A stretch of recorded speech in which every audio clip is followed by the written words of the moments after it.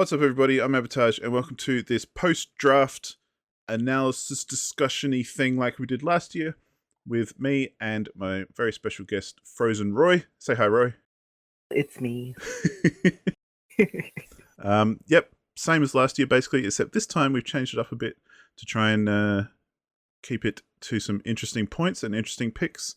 We're not going to go through every single thing, but we're going to go through most things. But you'll get the drift as we go through it. But yeah. And who knows how many times we get sidetracked along the way. Exactly. I mean, yeah, if you're listening to this or watching this, then you'll know how long it was anyway, so strap in. But first of all, let's talk about just general thoughts on the 2023 draft, which I thought went pretty smoothly. It did. It felt like it went faster than last year. Yeah, I think it actually technically ended up about the same, but it usually takes about two weeks. Well, it felt like it, I guess. I felt overall, for me anyway, this year everyone had a stronger draft than last year. Like, there were no standouts who you kind of thought, oh, I've got questions. But I don't know. What do you reckon? I thought about this year is it felt like the top of the draft was stronger. Like, the very best games. But maybe the bottom was a bit more risky in a lot of ways. That's how I think I would put it. Okay.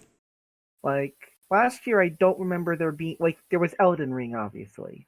But there was only one Elden Ring. And then you had, Elden Ring, Horizon Forbidden West, and God of War Ragnarok. But there was also a lot of very questionable games, like Hollow Knight Silksong, again. But I think probably the key thing is this year it felt like more games seem more solidly likely to release. We're further away from COVID.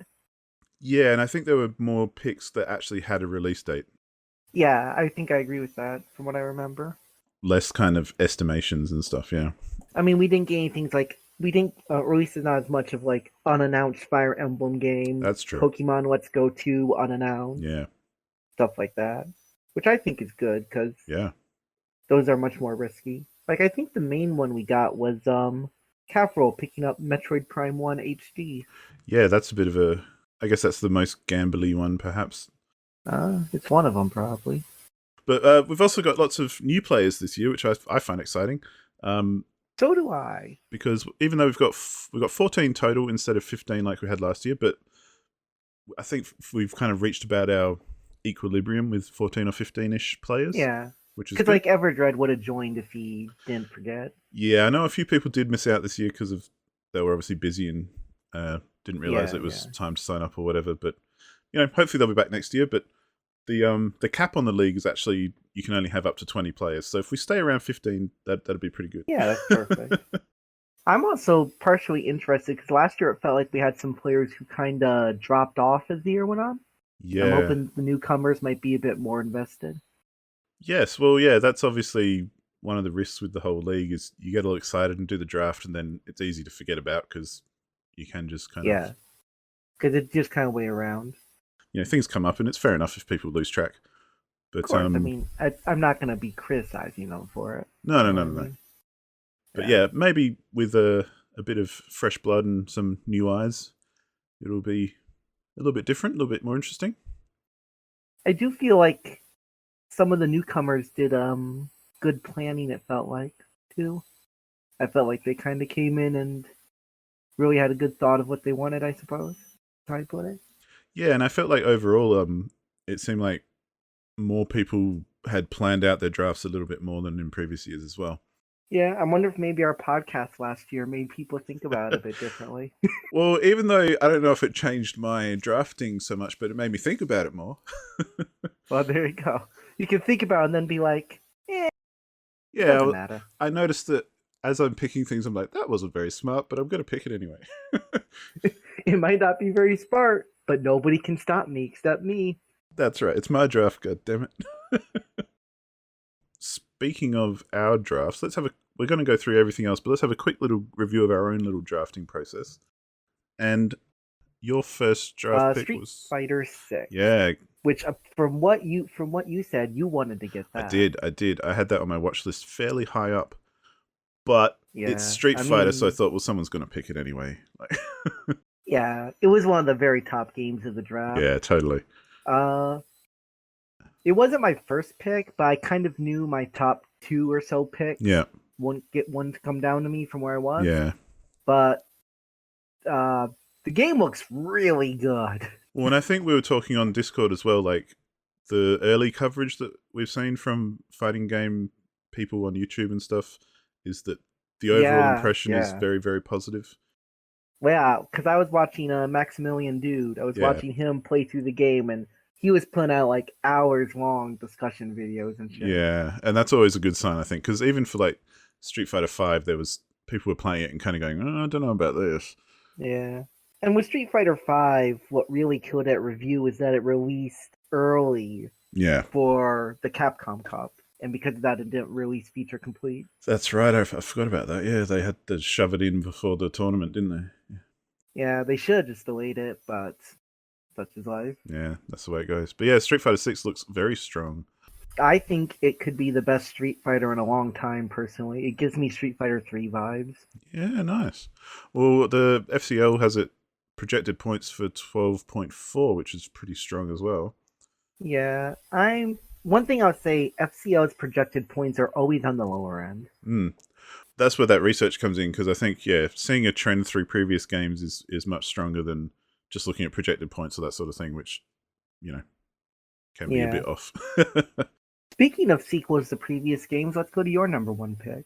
Yes. Star Wars Jedi Survivor. Yes.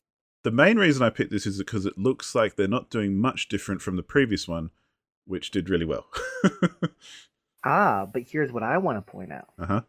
The previous one actually only got 82 on OpenCritic. Hey, that's pretty good, though. Yeah, but in my mind. Thinking, it's pretty good, but maybe a bit lower than I think most people would think it got. You know what I mean? Yeah, no, I see what you mean. Yeah, I guess the popular impression is perhaps a little bit higher than what the critics perhaps wrote down at the time. But like I would have maybe considered getting Marvel's Spider-Man 2 if you didn't want to get Street Fighter 6. Yeah, I mean, again, that was on my list. It's a matter of what you feel. I think part of me as well. I think part of the strong part for Jedi Survivor for me was that it has a release date. That's true. True. Because that was something I was thinking about a lot when I was putting my watch list together. Yeah, that's a good point. Like Marvel Spider-Man technically doesn't have a release date; it could easily be delayed. That's true. Yeah, like there's loads of games that I had on my watch list that definitely, if they come out, they're going to be bangers. But because they didn't have a solid release date, I was like, I'd rather put Jedi Survivor, get Jedi Survivor first. Yeah, that's very valid. I like getting games with the solid release dates too. Yeah, and that's been one of my downfalls in the past as well that I've kind of tried to rectify a little. Is I pick games that never come out. Or I think it's a very easy trap to fall into. Yeah, well, and I think because things like Spider-Man, that's probably going to do well regardless. Right, but the fact it says fall does mean if it gets delayed, you'll probably miss the season. They're not going to release it right after Christmas, obviously. Exactly, yeah. But it kind of goes against my thinking for Payday 3, which was my second pick. Yeah. But I kind of am confident that's going to come out anyway, just from the marketing that I've seen and the commentary that I have seen around it. My worry is I'm not sure it's going to do good. Yeah, I mean, I know it's a bit of a gamble. This is one of my I think it'll do well. Right. Picks. It's like a personal pick. I know what you mean. Well, not so much that even. Just I think the Payday games have been getting the first one to the second one has gotten better and more popular, and just they made a better game. So I think the third one's gonna But Payday 2 didn't really review well. I think it came out at a bad time though. This is where it gets into all my personal justifications. That's part of the draft research, I think. Payday 2 came out at a time where I felt like that kind of 4-player co-op multiplayer was a bit of a dirty word. You shouldn't be doing that. Right, and now you do see more games coming out that have more of that multiplayer aspect, so it might be more well regarded. Yeah, I think we went through an awkward stage of figuring out how to do proper kind of co-op or asymmetrical kind of multiplayer. And now we're kind of nailing it a bit better without having to make it like Left 4 Dead or something. I personally think part of it is that during COVID, people got a lot more into multiplayer games as a form of connection. Yes, I think so too, yeah. So there's now more of a market for it. And I think they've seen the success of things like, Rainbow Six Siege and even CSGO still on its way, and Valorant, and just Yeah. different multiplayer games that have kind of not necessarily done anything hugely different, but have tweaked it and refined it enough to a point where it manages to have some legs, basically, like, and stay around. I mean, I think that is a fairly solid logic if you want to go with it. My other worry is the developers' previous games have also not reviewed well. Yeah. And, I But get it. if you feel like Payday 3 is going to be, right time, right place, and all that, I can understand why you would draft it. And I guess that goes into part of how I pick stuff as well. Like, I kind of like a bit of a gamble. I mean, I definitely took some gambles on my draft this year. Well, your next one, Pikmin 4. This was the game. I'd say that's kind of a bit of a gamble for release date. It was. When I actually thought it was funny, when I drafted it, I joked in chat, well, am I going to choose the risky option or the not one? I'll go with the risky option. I was actually surprised multiple people were like, Pikmin 4 isn't risky, but I have my doubts Pikmin 4 will come out. But I think it's one of those ones that if it does come out, people are going to go ape for a new Pikmin. Yes, Pikmin 3 did really well review-wise. Pikmin's always done well review-wise, unless you count Hey Pikmin, which you shouldn't. No, we're talking mainline games. Yeah. And I do think the fact that they started amping up showing off Pikmin after years of silence and development makes me think it's closer to release. Yeah. But I do think it is risky. I think it would do really good if it releases, though. Yeah, well, and I think it's risky, but it's not like it. I can see why you'd pick it, because I think Pikmin 3 had a funny development cycle as well, didn't it? Where it got delayed a fair bit. Yeah, it did. But so maybe they've learned from that. What Pikmin 4 actually kind of reminds me of is Bayonetta 3. Oh, okay. That was another game that got kind of talked about existing a long time ago. Yeah. And then, the marketing amped up and it came out. Yeah. Yeah, it's a bit of a gamble for release date, but I think, if it comes out, it's Pikmin. I think it helps that I had games I was going to draft late, and Street Fighter 6 I felt confident in. Yeah. So I can maybe take a hit or two. Speaking of risky release dates, your third pick. Yeah, this one I was really debating if I should pick or not. Final Fantasy VII Rebirth, which again, yeah, if it comes out, probably do well, but man. I partially picked it because at the time, it was the only game with a ton of value. Yeah. But realistically speaking, I'm not sure it was the right call. I kind of also just felt like doing something a bit wild, personally. Yeah, hey, the gamble makes it fun. Yeah, exactly. And you've been counterpicked by new player Metal Redux. Yeah, so... I have. Although I also have the game in a trade right now, so... Yes, that must be mentioned. What are you trying to trade it for? Fuga Melodies of Steel 2. That's right, yeah. Because you wanted that one anyway, didn't you? Yeah, I tried to bid on it and I got outbid. Nice. So yeah, but, as we record it, that trade is still open and maybe completed or not. Yeah. One thing I might do is, if he's unsure, I might offer him the 11 that he bid on Fuga.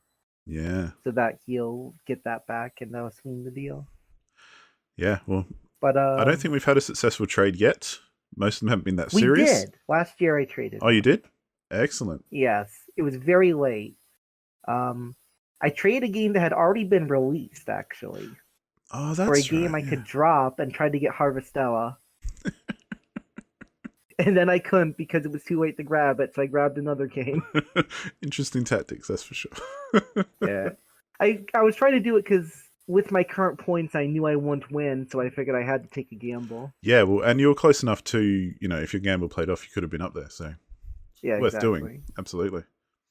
But if Final Fantasy VII Rebirth comes out, it will probably be one of the highest scoring games in the whole league, judging from the last game. Yeah, totally, I agree. That whole series just question if it comes out. Yeah, it makes me nervous about when it's coming out. It'd just be so random. Well, also the fact it says next winter is a bit concerning. Yeah. Although... because winter also goes into next year. I guess it's better than TBA. which is the Yes, worst. and it honestly might not be as bad as TBA. True. I guess next winter is kind of like, we hope so, but we've got no idea. The problem with next winter is that it encompasses the next year. Very, So very it true. could be literally just being a way of saying next year. Yeah. It's their nice way of saying, well, it's probably going to be February, but, You know, we're not gonna if you're we're gonna let you lucky, dream. it'll be before Christmas, but Exactly. oh dear. Kicking it back to yours though, Yeah. we have also a long running franchise with Assassin's Creed Mirage. Yes. And this is kind of a stick to form pick for me, as in, like, I think a couple of years ago, or even the first year, I picked unannounced Assassin's Creed game, which turned out to be Valhalla. Hey, it worked out then. And that worked out gangbusters for me.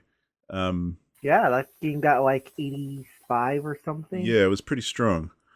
83, close enough. Good. That's still good. But for an unannounced game, it was like, okay. And that one I picked based off the fact that, I mean, I love this series and I tend to pay attention to what's happening to it anyway. And it feels like to me it's about time that, okay, yeah, this year they probably will release Mirage. And they tend not to. Yeah, I feel you. They tend not to announce hard dates for Assassin's Creed until like a few months out. Right. And so they often will say, yeah, 2023 will be the next one, but they won't tell you like till maybe August that it's coming out in November. And then you kind of got the feel of when the last games come out, so you kind of know when they want to release the next one. Yeah, and they usually, unless they get like delayed or something. I mean, I could be mistaken, but just off the top of my head, I think they usually come out like towards the end of the year. And that's why at the very beginning of the year... Valhalla was November 10th, so that's correct there. So at the beginning of the year, they don't really... And Odyssey was October 5th. Have a, so yeah. Yeah, they don't have a dedicated date until, much further into the year. And from everything I've seen from Mirage, it's like, okay, the last 3 games kind of got criticized for being too blown out, especially the last one, like Valhalla. There was way too much going on. Valhalla was way too much, from what I've heard. Yeah, I played it and I enjoyed it, but even I thought there was way too much. And I love the series as just a player. But yeah, they need to bring it back, and that kind of sounds like what they're doing there. They're trying to just shrink it down again. Really good pick. Yeah. Well, and again, I was trying to use my FrozenRoy kind of technical knowledge, and thinking, well, for a third pick, I think it's a decent pick. I think another reason it's good is because it's it feels like as long as it releases, it's very likely to get solid points. Yeah. So, like, let's say your Payday 3 pick is a bit risky. Well, this helps kind of counter the risk with something that'll almost certainly get an 80 plus if it releases, right? Yeah, and that's kind of my thinking was for a kind of third round pick as well for me. It was like, okay, cool. Yeah, it's not something I'd definitely pick first or second, but yeah, exactly. But I think, I mean, if it even does as good as Valhalla with the third pick, that's quite good. Yeah. Well, I think if it comes out, I'm not going to lose points. I'd almost put money on that as well, kind of thing. Oh, of course. It's just a matter of how many you get. Yeah. For games like that. So, I feel like even though it doesn't have a solid release date, I feel like, that's a pretty decent enough pick. I mean, apparently, just really quickly Googling, there are already storefronts putting it out as coming soon. Yeah. So that makes me think it'd be surprising for it to miss the entire year. So yeah, this is Assassin's Creed games are kind of like just passively the most research I probably put in because I'm just used to the series. Assassin's Creed fandom finally coming through. Exactly. My fanboyish open world love is paying off. Hopefully. I like it. And similarly, my next pick was the same pick I picked last year, which is Storyteller. I know it is. But this time it has a release date. Well, and this time, as soon as I saw it had a release date, I'm like, I'm definitely grabbing that. Like, last year it was a big gamble because I knew, okay, it didn't have a release date. It's this little indie game. I don't even know if it'll get reviewed, kind of thing. I know what you mean.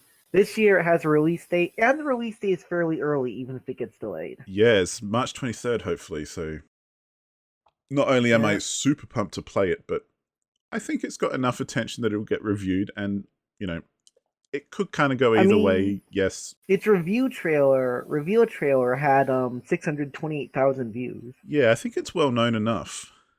Yeah, and there's multiple YouTubers who put out millions of views videos on it and stuff like that. Yeah, I'd be surprised if it wasn't reviewed. It's just I could see it. It's the kind of thing depending on Like, yes, it looks great. I think it looks great, all that kind of thing. But I can see a world where it gets like 60s or something. I think the key thing is I can see a world where you can see the potential. Yeah, I can see a world where it ends up being shallow, Yeah. and because of that, it kind of doesn't review as hot. Yeah. And Stuff like that. but that to me is like that's the gamble, because I think the potential is definitely there. Like I could see it doing 80s easily. But Yeah, I can also see it and doing, especially with the fourth round pick. yeah, and I can see it doing less, but hey, that's that's the risk of I mean, I every think pick. a fourth round pick where kind of has a decent shot to get in the 80s and it might get a bit lower. That's more than acceptable, I would say. Yeah. And it's got the release date now, so you don't get stuck with the zero most likely. Yeah, well again I really wanted to grab something with the release date. And of course, there's also simply the fact that you've clearly been invested in the game, Yeah. and you get to have the joy of grabbing a game you're invested in. Yeah, and I think that makes it fun as well. Like if there's a game that you're the only one who really seems to be championing it. Um, Yeah, you get that personal stake in it. yeah, so if you keep managing to pick it, even if it fails, it's still kind of fun. Yeah, I know what you mean. So anyway, My next one yeah, is Atelier Riza 3, which is a game I had actually tabbed to pick in like the fourth round or so, basically from the start of the draft. nice, and that also has a solid release date, the day after Storyteller, actually, Yeah, March that's right. 21st, 4th. This game, I mean, Atelier Riza 1 got 80. Yeah, Atelier Riza 2 got 81. yeah. There's probably not enough Atelier games that, critics are going to be really exhausted by it. Well, but I think the So, series is very solid for. I mean, it's not the kind of series I play or know anything about, but from what I am aware, it's very well respected, and yeah, like yeah, you say, it critically does very well anyway. So I right. think that's a very And solid pick. I think what it is that it has a niche that it really fits into, and people within that niche tend to pretty much like the games unless they really falter. You know what I mean? Yeah, absolutely.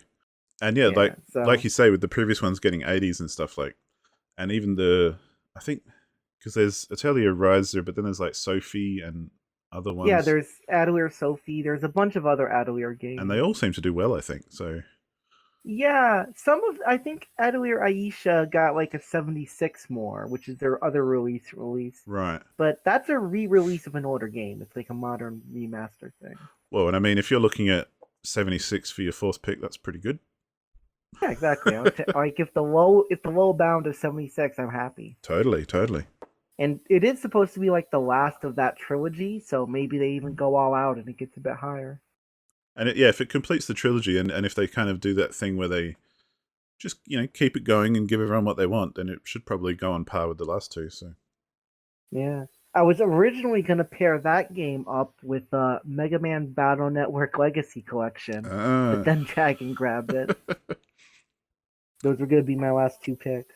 well, yeah, and Mega Man has a release date as well, so that seems pretty good. Yeah. But your last pick is already out. Yes, it doesn't have enough reviews yet, unfortunately, or even open critically. But this is one I picked because it had a solid release date. And the first Valiant Hearts was very well respected. Yeah, and this one obviously is Valiant Hearts Coming Home.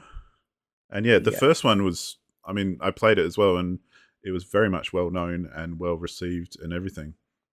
Yeah, I've been meaning to play it because I've had it for a while. It's one I'm pretty interested in. It's good for it does what it wants to do very well. Like, it tells a story, and it's interesting enough to keep you playing. It's all very simple.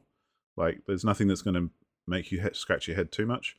But it is what it is. But it tells well, and it's a lot of the marketing from the first game that I remember was that it was real stories from war veterans and that sort of thing. So yeah, the second one I saw the trailers kind of has like the same marketing too. yeah, and that's kind of cool because it's nice to know that if things happen and you're like, "Whoa, that's crazy," you can go, "Oh, that's actually true." So fair enough. And maybe people start investigating history and they learn something. Yeah.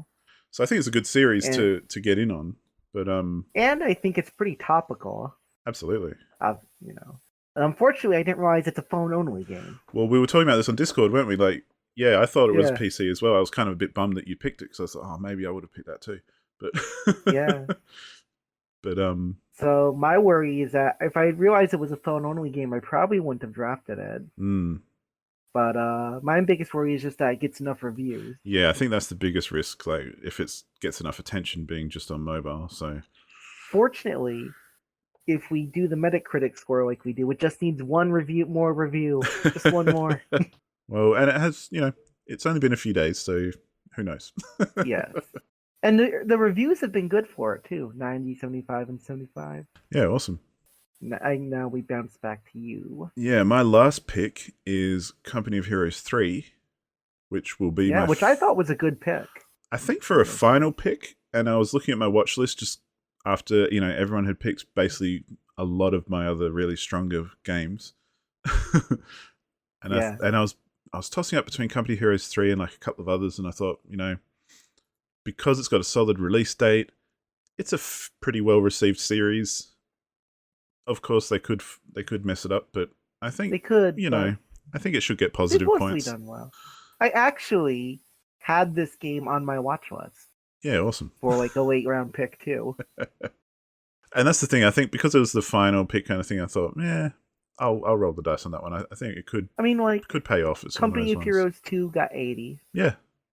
Company of Heroes 1 got a lot, but that was quite a long time ago, of course. Yeah. 2 is probably more the one I'd compare it to. Yeah. Right. And you get like 77 to 80 with the last pick. That's really nice. Yeah, I'm happy with that. Yeah, it's a solid early release date. I was surprised it got counterpicked, honestly. Yeah. We'll have to see if Clumsy Penguin loses some points off of that. Fingers crossed. Yeah. Or at least how many he does. Yeah, I mean, it's interesting some of the counterpicks that have... I can understand counterpicking anything that doesn't have a release date. Right. Basically, doesn't matter what it is. You can just go, yeah, cool. Hollow Knight Silk Song. Yeah. Worrying. We'll get to that. But yeah, I was surprised that, like, Payday 3, I wasn't surprised that it got counterpicked. Because I can see how that could go either way, and fair enough. But yeah, Company Heroes 3, I was surprised when that got counterpicked. But yeah, hey, who knows? Maybe they see something they don't like about it. Exactly. Maybe there's something I don't know, which is very likely. So yeah, your counterpick at the end there was Dead Island 2? Yes. Which I was surprised you think is not a very good counterpick. I'm curious why. I think it'll do well. I can understand why you'd pick it. Yeah. But it's got a solid release date. It's actually... Dead Island kind of didn't review so well, but it did kind of sort itself out over time. Yeah, and I feel like they learned a lot of lessons that they're going to put into this one. Kind of like... Well, here's the thing, though. It's not the same developer. Yes, but I think they'll still take those lessons and, apply them. I mean, that's fair. But having said that, I see it kind of like a Dying Light 2 kind of scenario. Well, the way I see it is, like, Dead Island 1 got like 71, 70 in reviews, right? And this developer, the Stambuster Studios that's making it, they've only ever released 2 games, right? Yep. Their first game reviewed a 48 on OpenCritic. And their second game, I believe, either reviewed a 68 or a 72. And they're taking over a game that has gone into 9 years of development. True. So to me, that kind of sounds like a recipe for some kind of disaster. Yeah, and that's what I mean. I can totally see why you'd counter it. Yeah. But I also think it's quite risky because it's not some... I guess I thought it was risky because I thought about countering it, but then went, no, I'm not going to do that. Too much for me. That makes sense. But yeah. But that was my logic behind the pick. No? That sounds good. Consequently, that's why I kind of picked my counter pick, which was Last of Us multiplayer game. Which I mean, with a name like The Last of Us multiplayer game, you kind of get a vibe. Well, this is very much I'm banking on it not coming out. I'm aiming for a 0 on this one. Right.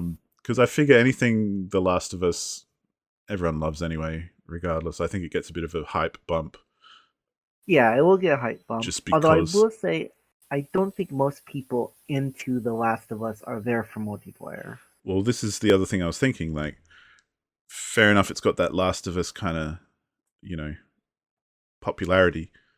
However, if it's just a straight multiplayer game, I don't know if it would be as popular. And I'd be interested to see how they make that as well. Like, is it going to be like just a, like a Left 4 Like a Dead kind of shooter. scenario, or I wonder if it'd be like a survival multiplayer. yeah. So they could go a lot of ways with it, and I don't really know anything about it.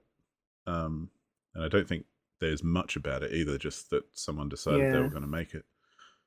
I mean, it's certainly a bit suspicious that we don't have any news when they just released like the TV show and stuff. But yeah, to me, it just seemed like I don't think it's coming anytime soon. Yeah. At the least. I thought that was a pretty good counterpick myself. Yeah. Obviously, yes, Last of Us is kind of risky on itself, but I don't think it's coming out. I mean, I think like of the games that don't seem like they would come out, it's probably one of the better ones. Because I do think it has a chance to not review necessarily that great if it comes out, even if it reviews positively. Yeah, yeah. Because when I do a counterpick, I usually try to think of getting -5 or like less. Yep. Is kind of how I think of it. Yeah, that's a good way to think of it. Like, even if you're going to lose points, you don't want to lose too many, kind of thing. Yeah, exactly. Because there's only a few games that will just be like zeros or minuses, and you can't always predict that. As long as they just lose a little chip amount, because you have to counterpick twice. Yeah, that's fine. Exactly. Well, and one lesson that we learned last year with the double counterpicks is it's way better to get 2 zeros than forget a counterpick or get a really bad one, obviously. But yeah, everyone who does well tends to have just double zeros on their counterpicks.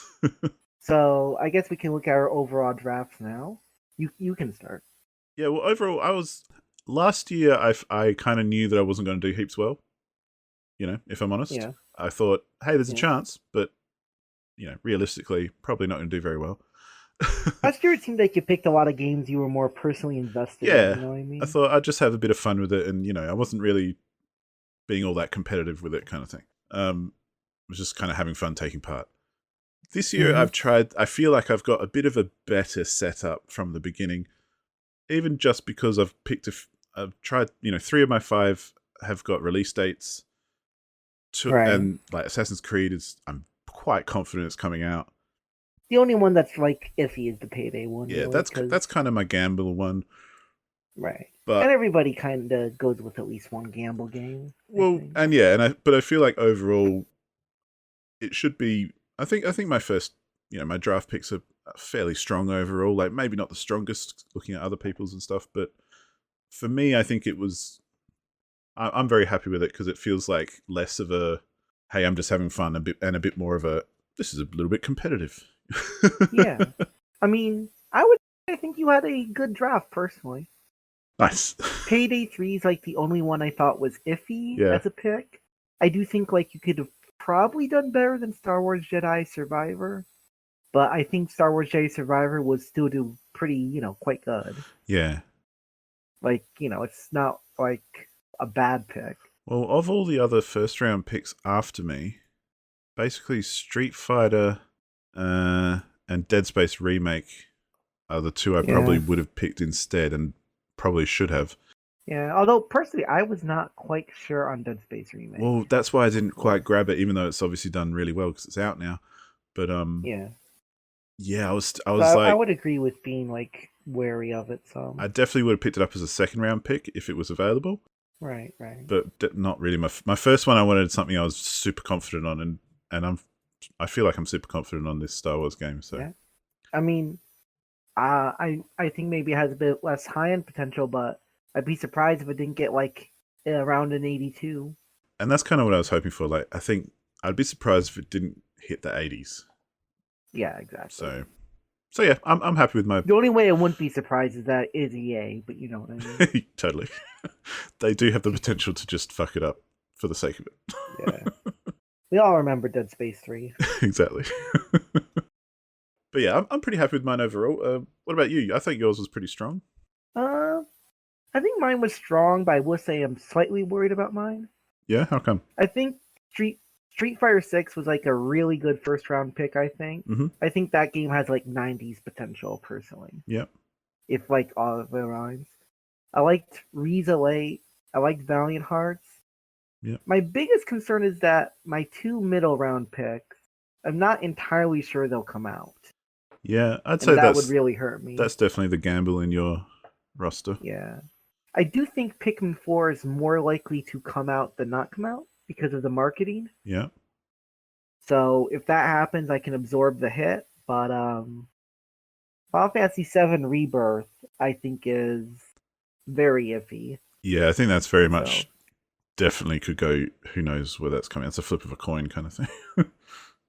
I think for ideally for Square Enix, they would like to get it out like right before Christmas. Yeah, And get that because it would be a huge Christmas market game. totally. But Final Fantasy VII Remake suffered delays. Next winter already leaves open the option to go to 2024. When I think the whole Final Fantasy VII remake, chapters or whatever you want to call them, they all seem a bit iffy to me because, like the first one, they changed that date so often, and they really didn't just take a long time. They said it was coming out every single year for like years. It's true.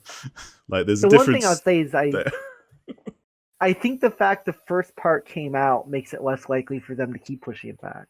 Yes, I think absolutely.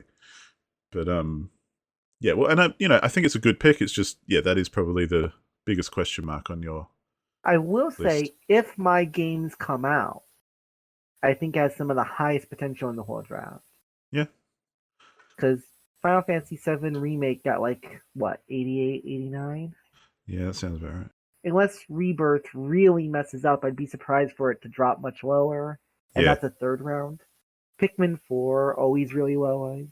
So I got the high end potential. I do like that I drafted Riza to kind of counter the amount of risk I had. I would probably feel a bit happier if I had realized Valiant Hearts was a phone game, but I think it'll get that last review. Yeah. So I'd say we both did fairly good. I don't think either of us had the best draft.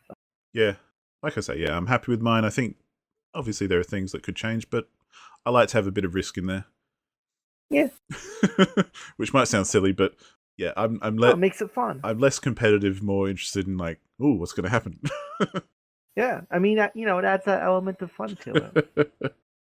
So that's our drafts, but we've both put together a few, just handful of titles for a few different categories that we've decided on, which just to talk about some of the different types of picks that people made. We're not going to go through everyone's draft game by game, just because we're going to go through kind of the ones we think. We don't quite have 24 hours in the day for it. Yeah, and we kind of want to look at most of the stronger ones or the more interesting picks, as opposed to 50 games that maybe they'll come out, maybe they won't. Who knows? Oh well.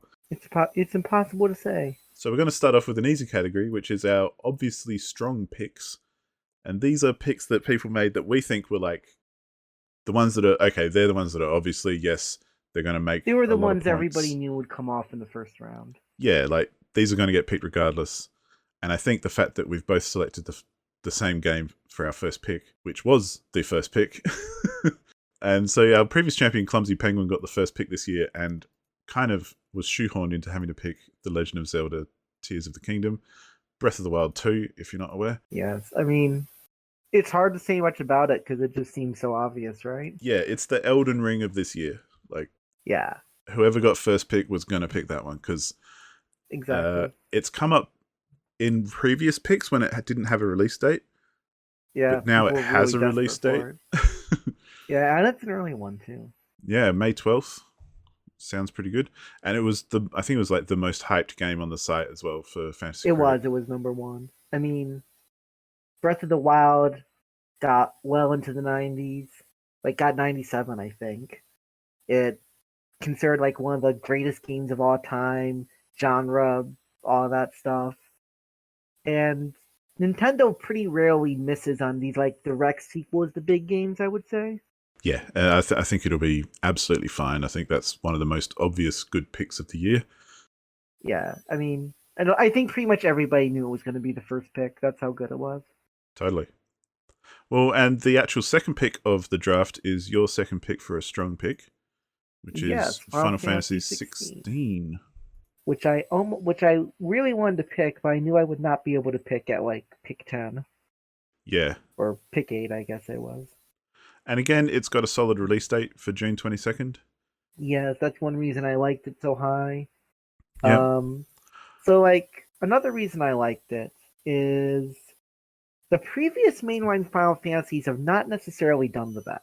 Final Fantasy 13 kind of had mixed reception, and Final Fantasy 15, I would say, got kind of lucky to get its score it did, basically. Yeah, see, the whole reason 16 wasn't really on my radar is because I don't have any idea how the Final Fantasy games have gone in recent times. Yeah. Well, they've kind of gone rockily, but this game has some big things going for it. Yeah? The first one is that the lead writer of Final Fantasy 14, Yoshi P, is the main director of the game. And Final Fantasy 14 has been a critical darling. Absolutely, yeah. For quite a while by now. And it's even resurged with expansion packs and that kind of thing. Like, yeah, Endbringers was like Shadowbringers, or not Endbringers, I think it was Endwalkers, that's what it was. Yeah. Shadowbringers was already like so good writing wise, people were saying it was one of the best Final Fantasy stories ever. And then Endwalkers, some people think was even better. And the other thing is that one of the issues they've had is the combat systems, the more action RPG combat systems for these last 2 games have not been as liked. Well, they brought on some of the developers from Devil May Cry to help out with that. So I think it's kind of got a whole collection of stuff, got the Final Fantasy name. And I think it has a lot of potential. It's definitely, yes, one of those. I'm sure it was at the top of a lot of people's watch lists, and I wasn't surprised to see it picked second. Yeah. For me personally, I just don't know enough about the Final Fantasy series to really have it that high. It was on my list, but it wasn't that high. So I know what you mean. And you probably kind of had I suspect you had the feeling it might not be available by the time you picked too. Yeah, totally. I thought, well, it's probably, probably going to go. But the next big one that we've kind of already spoken about a little bit was Dead Space Remake. That's the one I thought was another top of the list kind of picks. Though, it's not so much that it would be picked quickly, more that it's probably going to do good. Which is what happened. It was not picked quickly. Yeah, well, it ended up getting a 90. So far. That's right. And I've seen heaps online about how everyone's, losing their shit over it. Especially after the Callisto Protocol was a bit disappointing for people. Yeah, that was a bit humdrum, wasn't it? Like, yeah. Got a bit middling. But the biggest reason I didn't put it on was that the developers beforehand had done Star Wars Battlefront 2 in part. Okay. And especially considering it was EA, my biggest worry was that EA would kind of mess with the game somehow. Yeah, you know what I mean? But my thought was if EA just keeps their hands out of it, it would do really well. And that seemed to be what happened, I think. Well, and I think that's kind of my feeling is that EA have kind of learned their lesson a little bit the hard way. One can hope. Because it's been like, 10 years ago, I definitely would have been like, yeah, screw EA. They're going to fuck everything up without a doubt. But I mean, just some of the recent stuff too. Yeah. It's not as bad admittedly, but. Well, and that's what I mean. Like, they're still not great, but I think they're kind of learning. But the reason I lump it in as well with Resident Evil 4 Remake is more just based on the previous Resident Evil remakes. Where, right. I think, especially like the first and the second Resident Evil remake, people were like, oh, so this is how you do a remake. Right. So I think a lot of new remakes are kind of trying to mimic the same thing, as in, keep it 100% true to the original, but actually remake everything and, have... But they're doing it kind of like Final Fantasy VII Remake, too. It does the same thing, in a way. Yeah. Final Fantasy VII Remake does play with it more, but you know what I mean. Yeah, but I think I feel like the Resident Evil remakes kind of, for me at least, that's kind of the line in the sand where before that it was a bit, who knows if it'll be good or bad. Yeah. But after that they're kind of like, okay, this is how you do it to make it at least good. I get what you mean. And you can do better if you do innovate and do something cool. But if you at least just want to make it good, this is what you do. Right, I feel you. So Resident Evil 4 Remake is number 4 on mine, since we don't need to So I circle think it'll around. do well, and it's a series that people love, and getting a new reason to play the same game that they loved from Right. ages ago. I mean, I think a key thing is this. Resident Evil 2 remake was obviously like, super explosive. Yeah, Really, people really liked it. Resident Evil 3 remake kind of flopped, but I see that less as a part of the remake and more that Resident Evil 3 was never as liked as a bunch of the other games around it. I totally agree.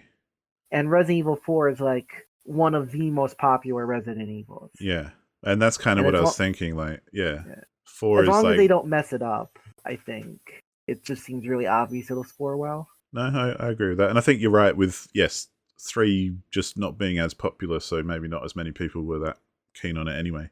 Well, the thing is with 3, while they remade it, just like with 2, they kept fairly, close to the original in various regards. Yeah, But the original just wasn't as well liked, so those elements still were not as enjoyed. yeah, true. So yeah, I think, Especially the length. yeah, yeah, I think 4 will do well.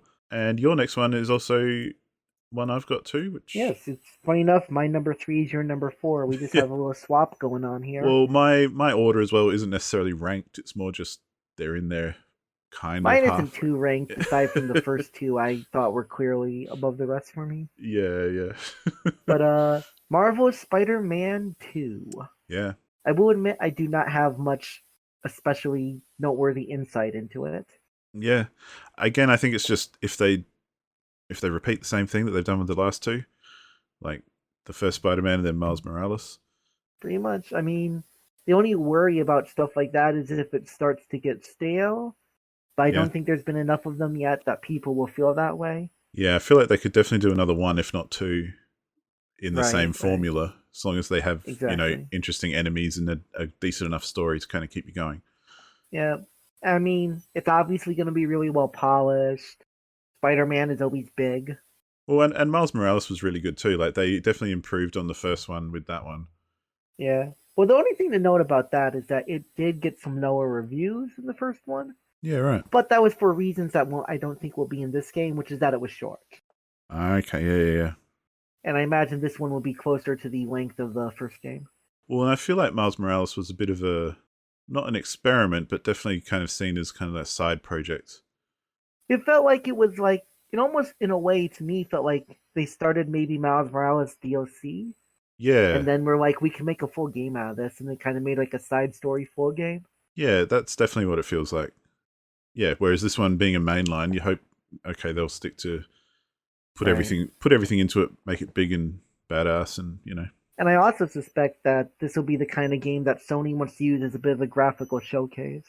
Yeah, because they've given up on PS4, so this will be a PS5 exclusive. Yeah, I believe so anyway. And so yeah, I think they'll be keen to kind of push it and go check out what we can do. Yeah, exactly. Yeah, it's PS5 only. Yeah. Yeah. Well, yeah, I think they've just stopped they've stopped developing for PS4 or supporting it anyway. I'm sure people will still I think develop. what it is they stopped. They said they're like They were not trying not to produce as many new ones. Yeah. They wanted to do that like last year, but all the chip shortages made it so they couldn't. Well, it's kind of, it's hard to do when no one's got your system. So Yeah, exactly. if you want to make some money. Yeah. Well, and to be fair, I think there are way more games that came out recently on PS4 than there ever would have been because of all that. Yeah, I would agree. It's given the think PS4 some longer legs. Yeah, they would have stopped supporting it much, much longer ago if everyone had got their hands on a PS5. So, or at least stop supporting it with like the more mainline games. Yeah, like the big next gen stuff. Yeah. But Anyway, your number 5 we did talk about quite a lot, admittedly. Yeah, it's my own pick, which was Star Wars Jedi Survivor. Yeah. So I felt like that was going to be, like, aside from myself picking it, I thought that was going to get picked anyway. Yeah, I thought that was going to be an earlier pick. I do think it's pretty solid. It might not reach the heights of some others, but I think it's, put it this way, I'm very confident it'll get over 70. Well, of course. Although, can you imagine it somehow fails that bad? That would be shocking. I know, that's what I mean. That's kind of where I was going with that. Like, I would be surprised if they fuck it up that much. Heads would roll. Exactly. So yeah, that's my thinking behind that. Not much else to it. Yeah. I think that's all we got to really say since we discussed it so much earlier. Yeah.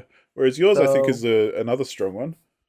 but what's interesting is that, so like when I put it on here, I kind of had to put it on here and kind of say it's without the benefit of foresight of having it released. Mm. Because the game actually underperformed what I thought it would do. I was actually thinking to get more around the 85, 86 range personally. Because most of the Fire Emblem games since Awakening came out have gone at least around an 85 plus. Three Houses got an 89. Fates was like the low point. It got like an 82. And Engage was a bit controversial before release, but I thought it would just knock some points off of it. The 82 was Yeah. actually lower than I expected. It kind of disappointed at the critics spot, I think.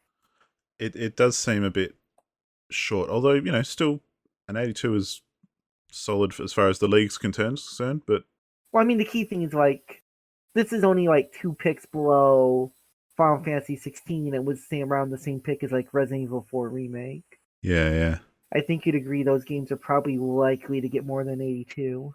Yeah, well, I think so, but hey, Forspoken was a first round pick as well, so That's true.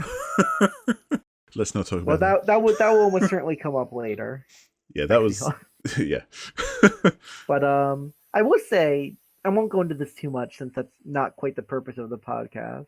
Yeah. But I will say I actually purchased Fire Emblem Engage day one, Oh. and I'm like 20 some hours into it, and I am enjoying it quite a lot. Yeah. So, And I think that's part of the risk for a lot of picks is remembering that it's critics instead of fans that you're talking to, that you're thinking of. Because I struggle with that just because, I'm a dumbass and I actually forget. say real quick, that did kind of get me on this game, but Yeah. not quite for the reasons you might expect. I didn't consider how many people got into Fire Emblem specifically with Fire Emblem Three Houses. Yeah, no, that brought lots of And new people in, yeah. yeah, and Engage plays more like an older school Fire Emblem game with some twists. So some of the critics are like, we missed stuff from Three Houses. That would make sense, yeah. And I wasn't really considering that. But that's kind of some of the lower scores, that's something they kind of bring up.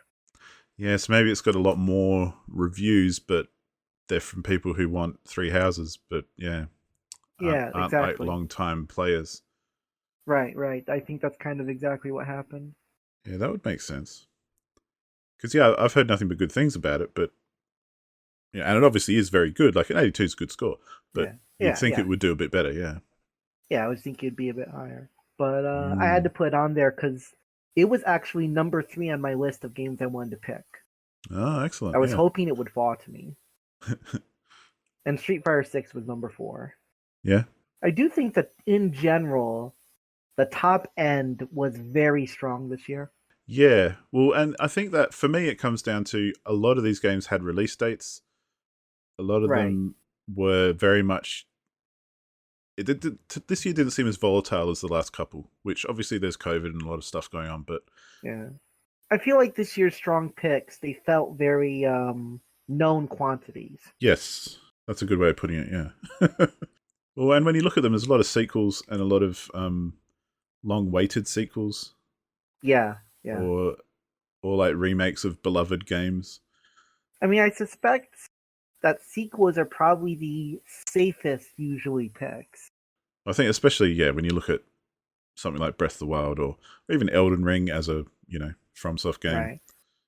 I mean, until they have like a string of bad Dark Souls style games, you're pretty much just going to assume any Souls style game from FromSoft would do really well. Yeah, exactly.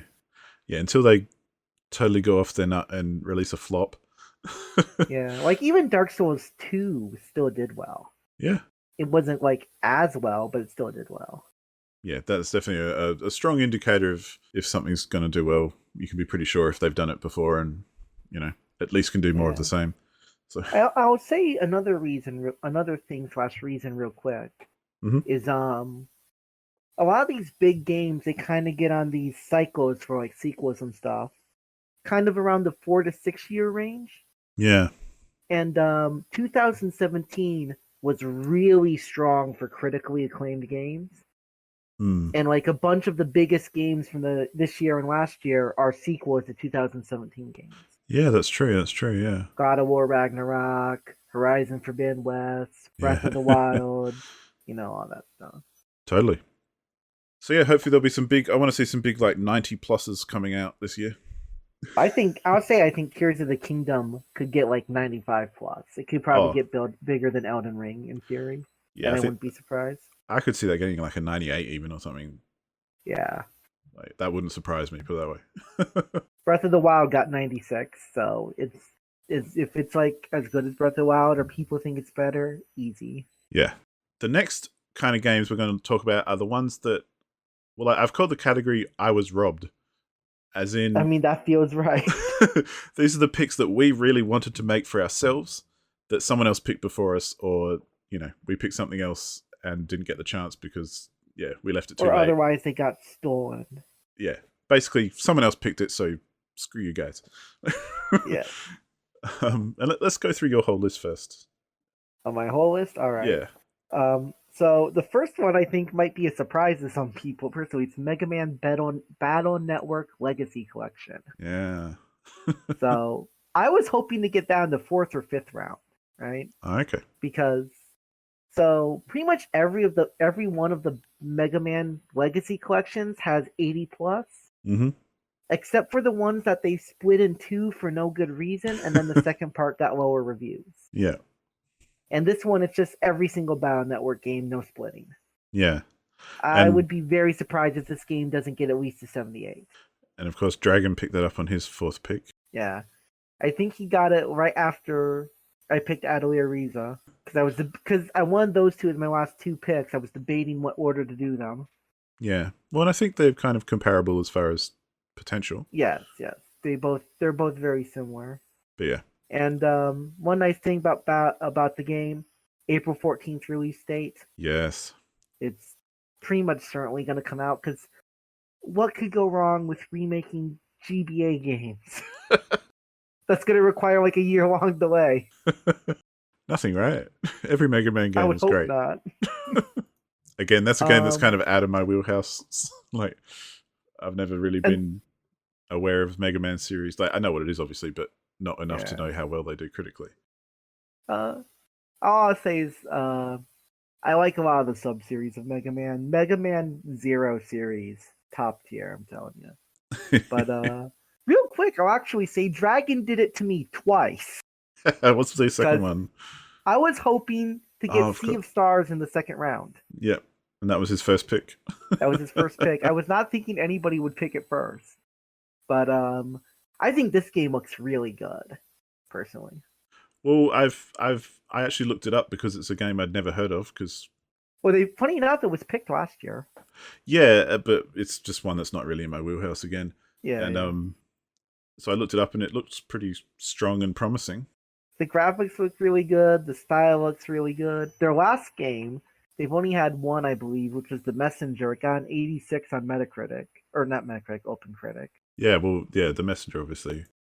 I think everyone's probably heard of. I was really hoping to get it instead of Pikmin 4, actually. But it got picked before I could even get the chance. And I'll also say really quick, I almost picked Like a Dragon Ishin instead of Final Fantasy VII Rebirth. Ah. So Dragon basically is like my nemesis early on. So when he does really well, you can shake your fist at him. I'll be like, Dragon! Octopath Traveler 2 was another game I was going to pick in the second round. Yeah. But another solid one, I think. Got it to me. Yeah. I was thinking if my really big picks win in the first round, like Street Fighter 6 and stuff, I might even pick in the first round. Yeah, right. I know the first game, some fans find it a bit controversial. Really? Like, well, what it is, and I played all of the first Octopath Traveler too. Mm-hmm. The stories are good, but they don't quite interconnect in a lot of ways. Right. And for some reason, they hid the true final boss that interconnects the whole story behind a side quest that is not marked in any way.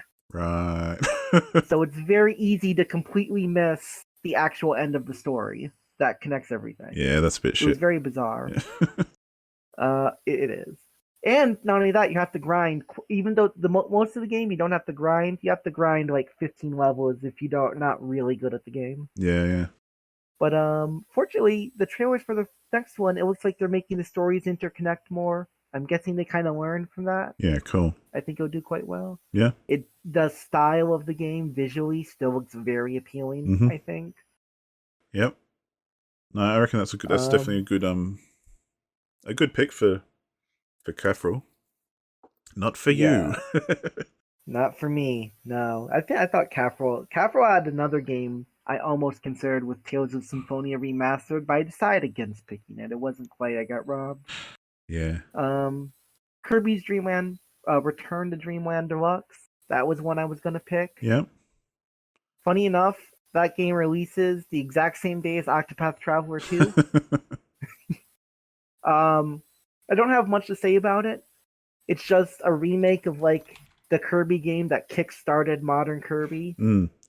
It's very well regarded. I just figured it would be like, a solid pick. Yeah, it being a Kirby game with a release date, strong pick. Yeah. I mean, the only thing I'll say, before Kirby and the Forgotten Land, Kirby Star Allies flopped really hard, actually, critically. Yeah, right. It got quite low. So there is some risk, and I was wondering that, but I think this game was really well liked when it came out. Yeah. Yeah. And the final game on my list was one that I already discussed a lot, so I won't get into it much, which was Fire Emblem Engage. Yep. Like I said, it was going to be my third pick. I kind of figured it would probably get taken before me, but yeah, it was going to be my third pick. Yeah. I ended up having a couple of nemesis this year. Yeah. Mainly. And it looks like one of them was me. Well, my main nemesis were Alex and I think it's Lo. Lo, I believe, got Lo got two of them. Yeah, and then you got one as well. But the Horizon Call of the Mountain, which is a VR kind of spin-off, was one that I thought that was high on my list because I thought, it's Horizon. That was a game I had not even realized was going to come out until somebody picked it. Yeah, right. But yeah, as soon as Alex picked it, I was like, God damn it. I mean, I think that was like a pretty good choice myself. Oh, totally. So I can understand why you're like, ah. I was hoping that it was kind of obscure enough that maybe people wouldn't pick it up, but. Well, the key thing is that it had the hype factor of 57.6, so it was high on the automatic list it shows you. Yeah. So I'm guessing people just saw it from that. But Alex picked it up as a third round. I probably would have waited till about fourth. Yeah. But his fourth pick. You were kind of hoping for it at the turn. Yeah, his fourth pick was another one, Sons of the Forest, which again has a release date. I think the last one, I think it did kind of well. Funny enough, its release date is one day after Horizon. So we'll find it. And those are both one day before my two games. So we'll find out how well we did very quickly. February 22nd to 24th. That's our reckoning. But yeah, that's when Company of Heroes 3 comes out too. What the heck? I think also because Sons of the Forest and Call of the Mountain were both games that I had on my watch list in around the same position, and I kept kind of shuffling them about next to some other choices, and they kind of ended up near the top every time of that kind of area of my watch list. And I feel you. As they got picked, I'm like, oh, God damn it. And, I better shuffle the next one up. Yeah. And then I was like, okay, Sons of the Forest. Like, oh, Jesus Christ. It's like, come on, man. You're like, bro, come on. And one of my top picks was what you picked first, which was Street Fighter 6. That was one I was like, oh, I really want that one, like, personally as well as critically. Yeah, I feel you. I'm really personally excited for it too. Yeah, like I say, that's one I've kind of kept in touch with, and I've seen people talking about it and hyping it up, so I'm getting hyped up myself and all that kind of thing. Yeah. So I was a bit bummed when you picked that. I was like, damn. But I kind of knew. I mean, there was no way it was getting out of first round. Yeah, I kind of knew someone was going to pick it anyway. But you had to either go with that or Survivor. Those were like one or the other. I still wanted it to be mine. Yes. I will say real quick, I had never heard of Sons of the Forest until it was picked, and I had to look it up. But it looks pretty good. Well, I think it actually got picked last year as well. Did it? I think I just forgot about it. Yeah, it did. Yeah, it did. So it has been known about for a while. Well, I forgot about it. But I remember seeing something more recently about Sons of the Forest and it looking promising. I saw when I looked it up, it has a trailer and like gameplay footage now. Yeah. Which is always a good sign. So it seems like I reckon it'll probably do pretty well, especially considering it's like a 4th pick for Alex. So I think it'll be quite strong. Yeah. But yeah, then obviously Lo had my other two, which I don't know if I would have, like, one of them was Wo Long Fallen Dynasty. Yeah. Which I think will do well, but I don't know if I'd pick it as my first pick like they did, because... Shit, was it their first pick? Yeah. Yeah, that's right. And it has a release date of March 3rd, which is, promising. Yeah. But I just feel like it looks so good, but I would have put it a little bit lower, personally. Also have some worries about it. Although, one thing to consider, since they were the last pick, their first and second picks were essentially the same. Well, that's true. And they, everyone else had picked top tier stuff before them, so... Right. Right. Yeah. But I actually agree that I think Wo Long could kind of fall, personally. Yeah. I mean, I think it's got so much potential, but... My worry is that for some of the gameplay, so it might fall into that like looter hack and slash pitfall in a way. Yeah. So I think there's just enough question marks that's why I wouldn't have picked it first. Yeah. But I kind of think it has so much potential. I definitely would have picked it later on. You might have picked it like second for example. Yeah, I've got my eye on it very closely, and I definitely want to play it. Yeah. Like it's so my kind of game. But right. And same. I mean, it definitely looks visually cool. The combat looked fairly neat. Yeah. Well, and same with the other one that Lo picked, which was Lies of P, which the reason I wasn't too keen on it was because it's just got a 2023 estimated date, and I don't know if it's going to make it. If it'll come out. Like, I actually feel like it's probably going to get a little delayed. I could see it. But it looks dope as hell. I'm going to say I never heard about it before this draft, and I actually looked it up like a few days ago. Dude, it looks sick. It looks so good. It looks like Pinocchio Bloodborne. Yeah, exactly. It's like a great combination. It actually fits really well. It's like horror Pinocchio awesomeness. It just looks so good.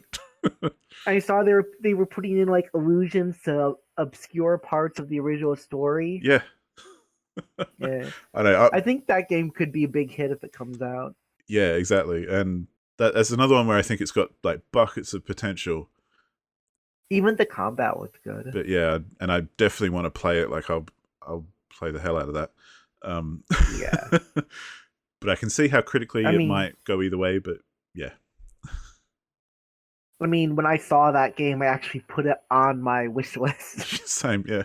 So, yeah, it does have like the studio hasn't really exactly done too much, so it does have like that worry to it. Yeah, I think it is. If it definitely can actually come out this year. Yeah, I don't know if it's a very solid kind of success, but I think for like a third, fourth pick, it's pretty good. Yeah, definitely. I think it's got high potential. Yeah, and yeah, I was kind of wanting it for the end of my roster, so that's why I was kind of like, I got robbed. Yeah. But yeah, but it kind of like that ties into I can go on with Lies of P with our next category, which is like late round value picks. So picks that people picked in like their 4th or 5th kind of round, but seem like they could do much better than you'd even want in a 4th or 5th. And, yeah, exactly. And the first one I picked for that was Lies of P. Like, I think if that comes out as a 4th round pick, I think it's got potential to be up in the 80s, I think, like based on just what it looks like and what it could be. I mean, this might sound bold, but I'll actually say it anyway. I think Lies of P could easily do as good as Wo Long if it comes out with how good it looks. Yeah, absolutely. I mean, Wo Long will have more hype, but it is a Team Ninja game, right? Yeah, exactly. So it does have that going for it. But like the gameplay level, it looks like it could easily be as good. Yeah, I think that's where I think Lies of P is good for a end of draft pick because it's very high value. It could go so high, but it could kind of also go a little bit low. It could dip hard if it really doesn't live up to what it's looking like. One good thing is that unless it gets counterpicked, he can at least drop it. Yeah, totally. So he's got that going for him. But yours was one we've already talked about. Yes, it was. The one that I wanted as the late round value pick. Yeah. It was my value. That Mega Man Battle Network Legacy Collection. Yeah, I don't think I Dragon's have laughing his anything. ass off right now. He's laughing, spitting fire on his hoard of gold. Yeah, I think you're right though. For he picked it third, and I think it's pretty solid for a third pick. Yeah, Like, he did. can't really go It was wrong. quite good, pretty much. And then again, we've talked about it. Your fourth pick, I think it was.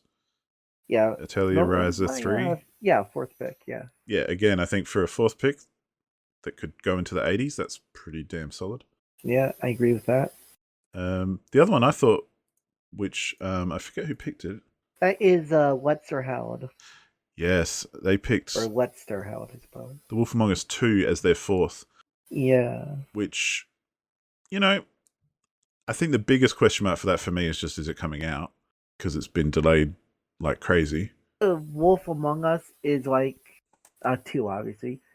Has good late round value, but I think it's kind of a high risk, high reward pick. Yeah. Because even aside from it coming out, the fact it's a kind of delayed sequel after a studio fell apart kind of thing kind of makes me wonder if maybe it'll be shakier on release. Yeah. I think, but I think that's what I like about, kind of like with Liza P. I think the fourth and fifth picks, that's where you want to make those ones. Like, yeah, I those are mean, where you're more likely to be able to do it. For the fun of it. Your early your early picks kind of get you that like floor, and then you can pick like the riskier stuff. Yeah, I mean, obviously, like I think Atelier Riser 3 as a fourth pick is much stronger because that's more likely to do well. Like, it's less risky.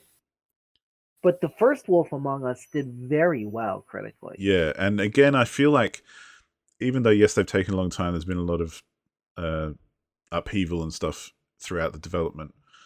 Again, I think if they just continue on with the same thing and release a straight sequel with nothing much different going on, I reckon it'll do pretty damn well. I think that as long as it has a good story, it can do well, but yeah. I'm just a bit worried a decade later, studios closing down and all that. What if it doesn't quite tie together? That's my biggest worry. Yeah, absolutely. Oh, it's definitely a risky one. Yeah. But the next one we both picked. Yeah, in the same spot, too. Yeah. Which was Oxenfree 2, Lost Signals. Yes. Who got that one? I really don't know pretty much anything about Oxenfree personally. Have you not played the first one? Huh? Have you not played the first one? No, I don't own it. I recommend it. It's good. I've heard it is, and they reviewed well, and it seems to me like a sequel, straightforward, should probably do quite well, right? Well, and it's the kind of game where I feel like, having played it, a sequel makes sense as well. Like, it definitely could do well, even if it's a totally different story. But it's got that kind of surreal sci-fi element that you could kind of do another story that has nothing to do with the original characters. It has like a rich setting and feeling. Yeah, so you could you could tie in some of the meta elements without needing the same characters or anything. That makes sense to me. And it gives you room to really iterate too, right? Yeah, and there's a lot of room for some real creativity and different stuff going on. So yeah, I think that was a very strong fourth pick. I suppose the question is it going to come out this year? Yeah. But it's been kind of talked about for a while again. Like, it's getting to that point of...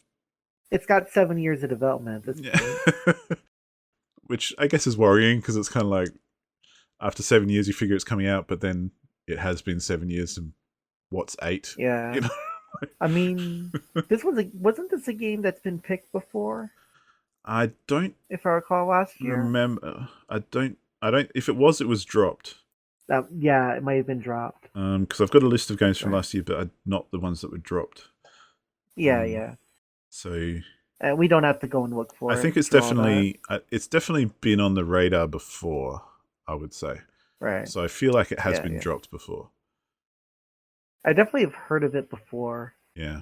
But to me, it seems like it has a really good chance of doing pretty well. I think because of the success of the first one, it will definitely get attention as well. Like, even though it is a little indie game, it'll definitely get. The first one was successful. It had 81 critic reviews on OpenCritic. Yeah. Although I feel like, you never know. I feel like we did it as a game of the month is why I played it. But that makes, I believe you might have. Someone I can mean, correct me on that for me. Freedom Planet had 45 critic reviews and good reviews, and then Freedom Planet 2 got 1 review on OpenCritic. So who knows? Yeah, I mean, there's a caveat to everything we talk about where who knows what could happen. Right. But I had to bring that up. I think Oxenfree 2 is quite a good pick, though. Totally. Well, and I actually thought your pick of Valiant Hearts Coming Home was a very solid 5th round pick. Yeah, I mean, I think as long as it gets enough reviews, it'll probably review well. Yeah, again, basically. That was before I knew it was just mobile.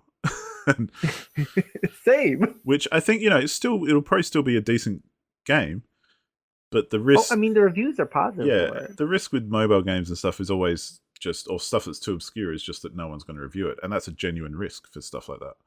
Yes, exactly. Because, if no one does review it, you're not going to get points. We're not going to make them up. Yeah. It's funny because one of the reasons I picked it is because it had this really solid release date. Well, exactly. That's why I thought it was strong as well. Like, it's coming out. It's got a good pedigree. It's, But yeah, didn't know it was just mobile. But hey, as long as it gets enough, that's good. Well, and I actually agree with you on your 4th pick for this category. Homeworld 3. Yeah.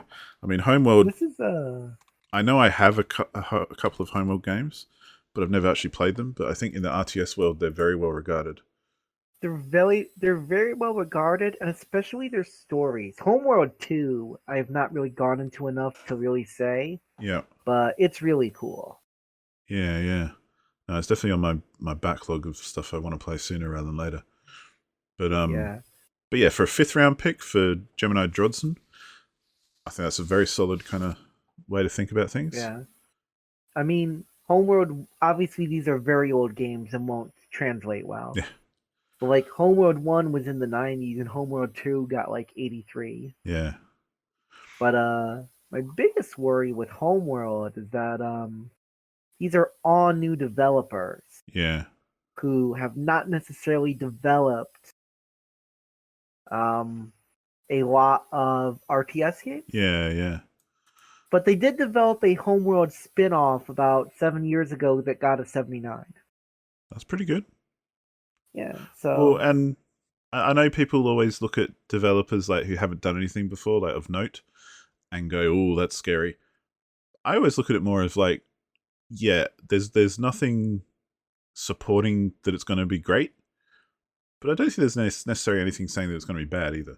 Like that there's less to look back on and kind of get a feel for. As in, like, yeah, it's more of a roll of the dice because they are new and whatever, but maybe that, in my mind as well, kind of maybe that's why they'll do such a good job, because they've got something to prove. Agree, that can definitely be part of it. It's. I think a big thing is that when you roll with a new developer, there's a big onus on you as the drafter to look into the game and really kind of tell if they're gonna live up to the possibility. But I think, as a 5th round pick, I think that's pretty good. I think it has a pretty good chance of getting like 78 plus as a 5th round pick. That's really good. Yeah, totally. I'm personally very excited for it as well. Yeah, I mean, I want to play it. Yeah, and because it's a really large scale franchise, it will definitely get a lot of reviews. It's not going to get forgotten. Definitely. Whereas I don't know about the reviews. Your last one, I'd never heard of it before. I only heard of it because I believe Alex himself brought it up as a game that he was looking at late, which he picked. I think it was him. Yeah, Alex ended up picking Theatre Rhythm Final Bar Line, and I did Google Theatre Rhythm just after he did, going, "What the hell is this?" Yeah, and I did the same. I've heard of it, but I did the same thing on OpenCritic to see if they'd ever reviewed it. And it seems like a pretty strong series, for want of a better word, like property. I mean, the last time that it had reviews on OpenCritic, it got an 84. Yeah, which is very good for a 5th round pick. If you get that in the 5th, that's really good. And that was like the last major release too. Yeah. And well, that's one of those ones I would never pick that because I've never even heard of it. But looking at it, it's like, that seems decent. Yeah, it was actually funny when we brought it up because I've heard the series, but obviously it's not in my head. I was like, yeah, that makes sense. That's actually really good. Well, I even again, I after looking it up, it's not necessarily something I want to play because I think it's obviously a rhythm game, but it's all music from like Square Enix games or something. For these ones, I believe it should be just a Final Fantasy Final game. Fantasy I game. believe this is I a thought it was something like that. yeah. Yeah. So It might. I suppose Final Bar Line that might be like all the because they have a few. They have the main Final Fantasy ones, and then they have ones that go to different series. right, yeah. But the main difference for me was that it's specifically like soundtrack music from like this. Yeah, this one's definitely Final Fantasy series. Yeah. And so just not being 100% familiar with Final Fantasy, it's like, oh, well, that's not really for me. Yeah. What they do is that you actually play through like the game story through the rhythm Oh, game, that's which is cool. kind of interesting. Yeah, that's fun. But yeah, it definitely seems like a really Yeah. good 5th round pick. I thought it was like really smart pickup, honestly. Yeah, bit of a fuzzy release date. Oh no, it has a release date. No, the other one was fuzzy. I think that it only just got a release date, like confirmed release date a bit ago. Yeah, and I think from googling, the demo just came out as well, so Yeah, it did. I just sh- also saw should hear that. a bit of buzz. It looks like the just from looking at two article titles that the demo was pretty popular. Cool, I guess it's supposed to be like some big finale. Actually, it looks like. awesome. Yeah, And then there's yours. yeah. Again, Sons of the Forest we've already talked about. I Yeah, Another one of Alex's picks. Like I say, I had it on my list. I think for a 4th round, it's pretty solid because all signs point to yes from what I know about it. yeah. Um, and yeah, the way Seems like Alex's draft has a lot of stuff we like. yeah, well, I've got him down as a strong contender. Same. That's for sure. So yeah, I think, and Alex is one of those ones who he researches his picks to an extent as Yeah, well. So I think that shows through when people do. It tends to do them well. I'd agree with that. So there's definitely something in that. Yeah, But yeah, we've already spoken about Sons of the Forest and stuff anyway. yeah. So we should probably move on to the next one then. Yeah, which again, this next category should be pretty quick because we've kind of half talked about it. These are just a few risky counter picks, like counter picks that Yeah, people have made that we're like, ooh, don't know if I would have done that. yeah. We talked about two of them. Is what we talked about. Yeah, well, your first one I think is an interesting one that I'd like to hear your opinion on. Is Fatal Frame: Mask of the Lunar Eclipse? Uh, the last Fatal Frame that came out didn't necessarily do that great, so I totally think it could be a good counter pick, right? Because Right, Main of Blackwater didn't really do that well. I do think part of that was being on the Wii U with a weird control scheme, to be fair, but right, that kind of happens. But this game is a remake of an older game. yes, or This it's is just a straight remaster. Yeah, is it a straight remaster? yeah. Well, according to Fantasy Critic, anyway. Um, I had no idea. I don't really know. I guess, yeah, it's more of a remaster. But the original, which never left Japan, was well regarded. Right. Like, of the Japanese reviews, they're all like 8 out of 10, stuff like that. Yeah, I mean, again, I'm not too familiar with the Fatal Frame kind of franchise, but whenever I've heard Fatal Frame, it's always been said along with praise. So Yeah, exactly. I mean, people really wanted Main of Blackwater to come over for a long time. Which I was actually surprised the reviews were kind of low, honestly. yeah, right. Because I always hear people like really interested in that I game. mean, is it one of those ones where the first one was really good, but then all the spin-offs are a bit eh? Well, it's not even a spin-off. It was just a mainline Oh, game. really? Okay. Yeah, it was just a mainline game. It's the fifth main game. Nice, nice, Um, nice. I mean, I think part of it probably is that a game like Fatal Frame's a bit niche, right? Yeah. You know what I mean? Like, it's not only horror to begin with, but like camera horror kind of thing. But But as a risky counter pick, the last one was it had a new control scheme is the thing. yeah. I think people didn't like that. I think there's a good chance. I think there's a decent chance this game could get like 78, 80. So I'd say that's fairly risky. Yeah. But that it could also get like 68 or something, like me and a Blackwire did, and then that's a really good counter pick. Yeah, yeah. So that's kind of why I have it here. I mean, similarly, we both kind of sketched down Bayonetta Origins. Yeah, this is actually one I almost counterpicked myself, by the Yeah. way. Well, I mean, I think it's risky because it has the word Bayonetta in it. Exactly. That's my exact like here's what I have to think about that. Like there's this game. I'm very concerned about risk because it has Bayonetta in the Yeah, title. But it's like this weird Bayonetta puzzle game spin-off that I could so easily see flopping. totally. I was the Especially same. after like because Bayonetta 3 reviewed well, it was popular, but it did have controversial elements to it, Exactly. right? Yeah, yeah. And now we have one that's like kind of like a spin-off prequel side story thing of Bayonetta 3 that's like a puzzle And game. cartoony and yeah, very You can different. so easily see it flop, but it has Bayonetta in the name. That's yeah. I was thinking about countering it as well, but I just couldn't bring myself to counter a game that says Bayonetta. Exactly. I mean, fortunately for me, I had a game I really wanted to counterpick, so I wasn't too plussed.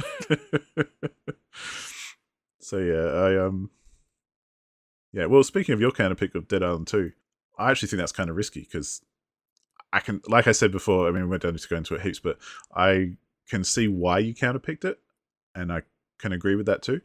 But I also think it could do really well.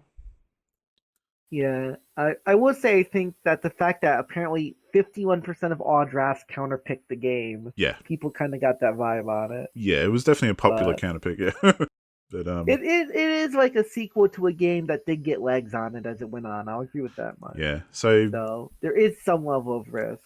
it's kind of, I think as But well, it's another one that I kind of like Bayonetta, but not as strongly. But I looked at for myself and went, but then couldn't bring myself to do it because I thought, oh no, it's a bit too risky for me. I mean, I'll tell you, it was my number 2 pick for counterpick. My number 1 was Forspoken. Yeah, I think that was up there for a lot of people. Yeah. Such a shame. I was so looking forward to that game. I'll talk about that more later Yeah, since yeah, it yeah. will be coming up again later. Yeah, and your other one was my pick, which was Company of Heroes 3. Like, not my counter, but I drafted the Yeah. game. I mean, it just seems like Company of Hero games, they've scored well. It has a solid release date, so you can't even hope for it not to come out. Yep. I feel like you'll probably score like 78 and give them like -8. I think the big thing is I guess I just don't see what the upside is. Yeah, I mean, obviously I picked it, so like I drafted it, so I wouldn't have counterpicked it. But Yeah. yeah, I was looking, when it got counterpicked, I was like, oh, I wonder why. I'd actually be curious because there might be some reason we really don't know about. Well, exactly. And Like, maybe they know some we don't. that's very likely.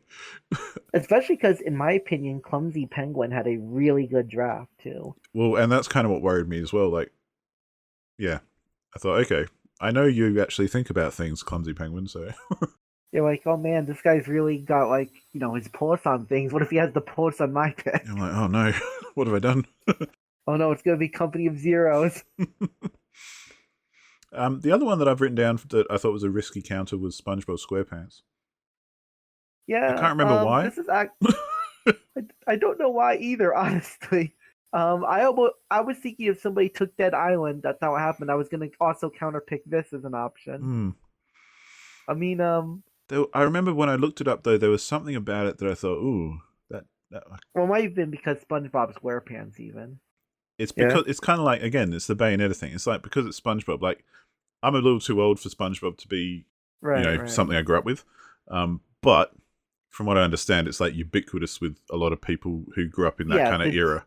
Like, it's probably one of the most popular Western animated shows of all time. yeah, it's kind of like Ren and Stimpy was for me and my peers.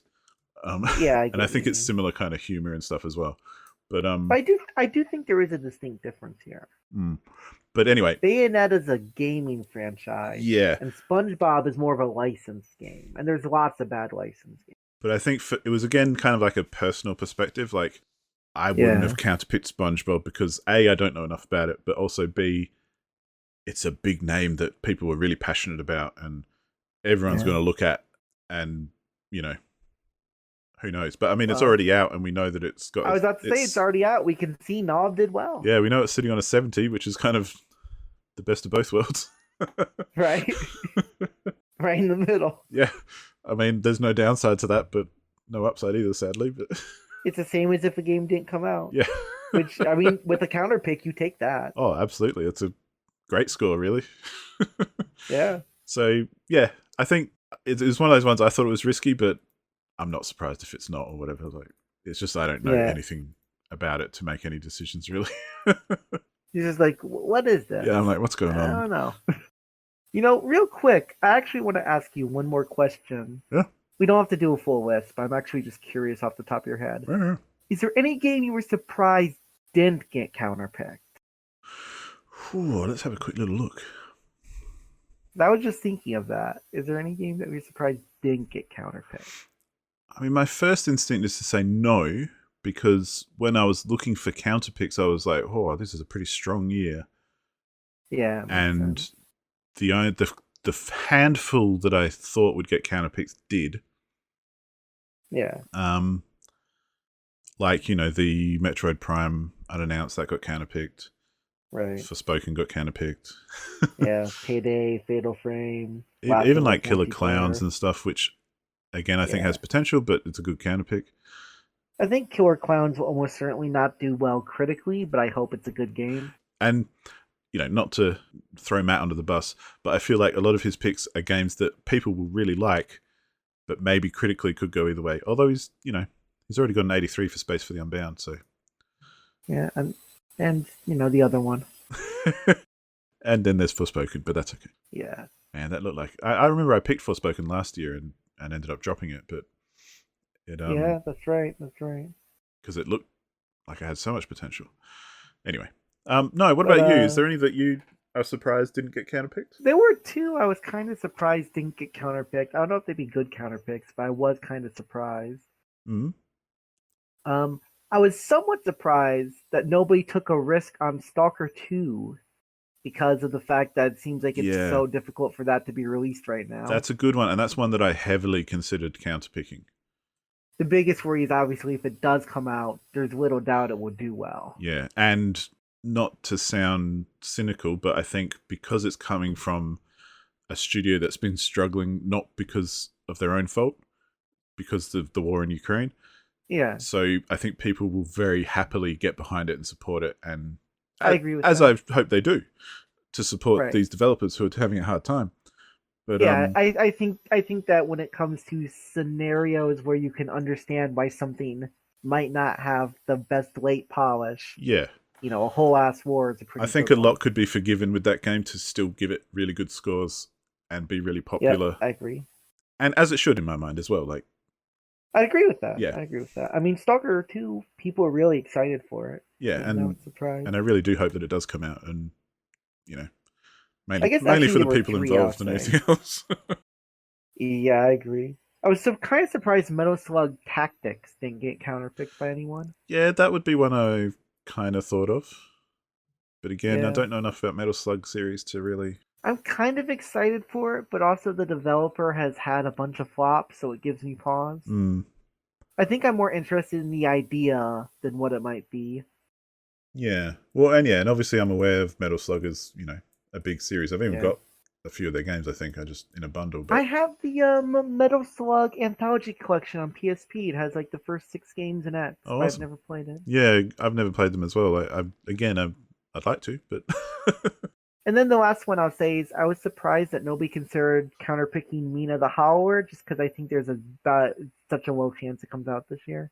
Yeah, I think... Has that one been? That's the Shovel Knight guys. Oh, yeah, that's right, yeah. Again, I think I looked at that for like 2 seconds and went, Shovel Knight? No, thanks. You're like, oh, crap, if this comes out, it's going to ruin me. Which is true. Yeah, but I think you're right on the release date is quite iffy. Yeah. Anyway, now that we've gone through that impromptu section I thought of. No, it's good. So the next I've made a list of games that have been picked repeatedly throughout the years of Fantasy Critic, because I think that's kind of interesting. Yeah, I think there's some we could talk about, and I think number one, when you see it's the only game that's been picked every year, is pretty funny. Well, yeah, but before we hit that, there are a whole heap of games that were picked last year and have been picked again this year. Yeah. But I don't know if that's really worth looking at too much. But I might want to talk about one or two, but that's Okay. about it. But yeah, there are 4 games that at least I've identified that have been on the radar for a long time. And obviously, the one that everyone's going to think of is Hollow Knight Silksong. Because One day. that has been picked every year that we've been playing Fantasy Critic. Pretty much. And it's still, the release status is still to be advised. I know, it's still, we don't even have trailer. Yeah. One more trailer. Which, in Fantasy Critic speak, TBA means we've got no idea. I mean, yeah. I mean, especially compared to other games, we really have no idea, though. Yeah, but I think it's like the Breath of the Wild pick or the Elden Ring. Like, if it comes out, you know it's going to do well. I will say, personally, at this point, I am starting to worry about that, actually. It is getting a bit long in the teeth, isn't it? Like, this was basically their only game. Yeah. Right? And obviously it was a very big hit and it was very good. But once you get to the point where it seems like it gets delayed for an eternity. Yeah. And it's like only their second project, part of me starts to get a bit concerned. Well, and I think the interesting thing will be next year's draft in 2024. If it still has anyone else pick it? If it still hasn't come out and it still has a TBA release status and someone picks it, I think that'll be a bit riskier than like every year it gets riskier, but I think it's kind of I think what it is like the first year, it'd only been 3 years since Hollow Knight came out. Yeah. And they had done DLC. So that would have been kind of early for it to come out. Yeah. But at this point, this is like the 6th year since it came out. I think it's one of those as well, like 2020 was very much COVID. 2021 was a bit of COVID. Yes, I agree with that. Last year was still a bit tumultuous, but kind of getting everyone's shit together.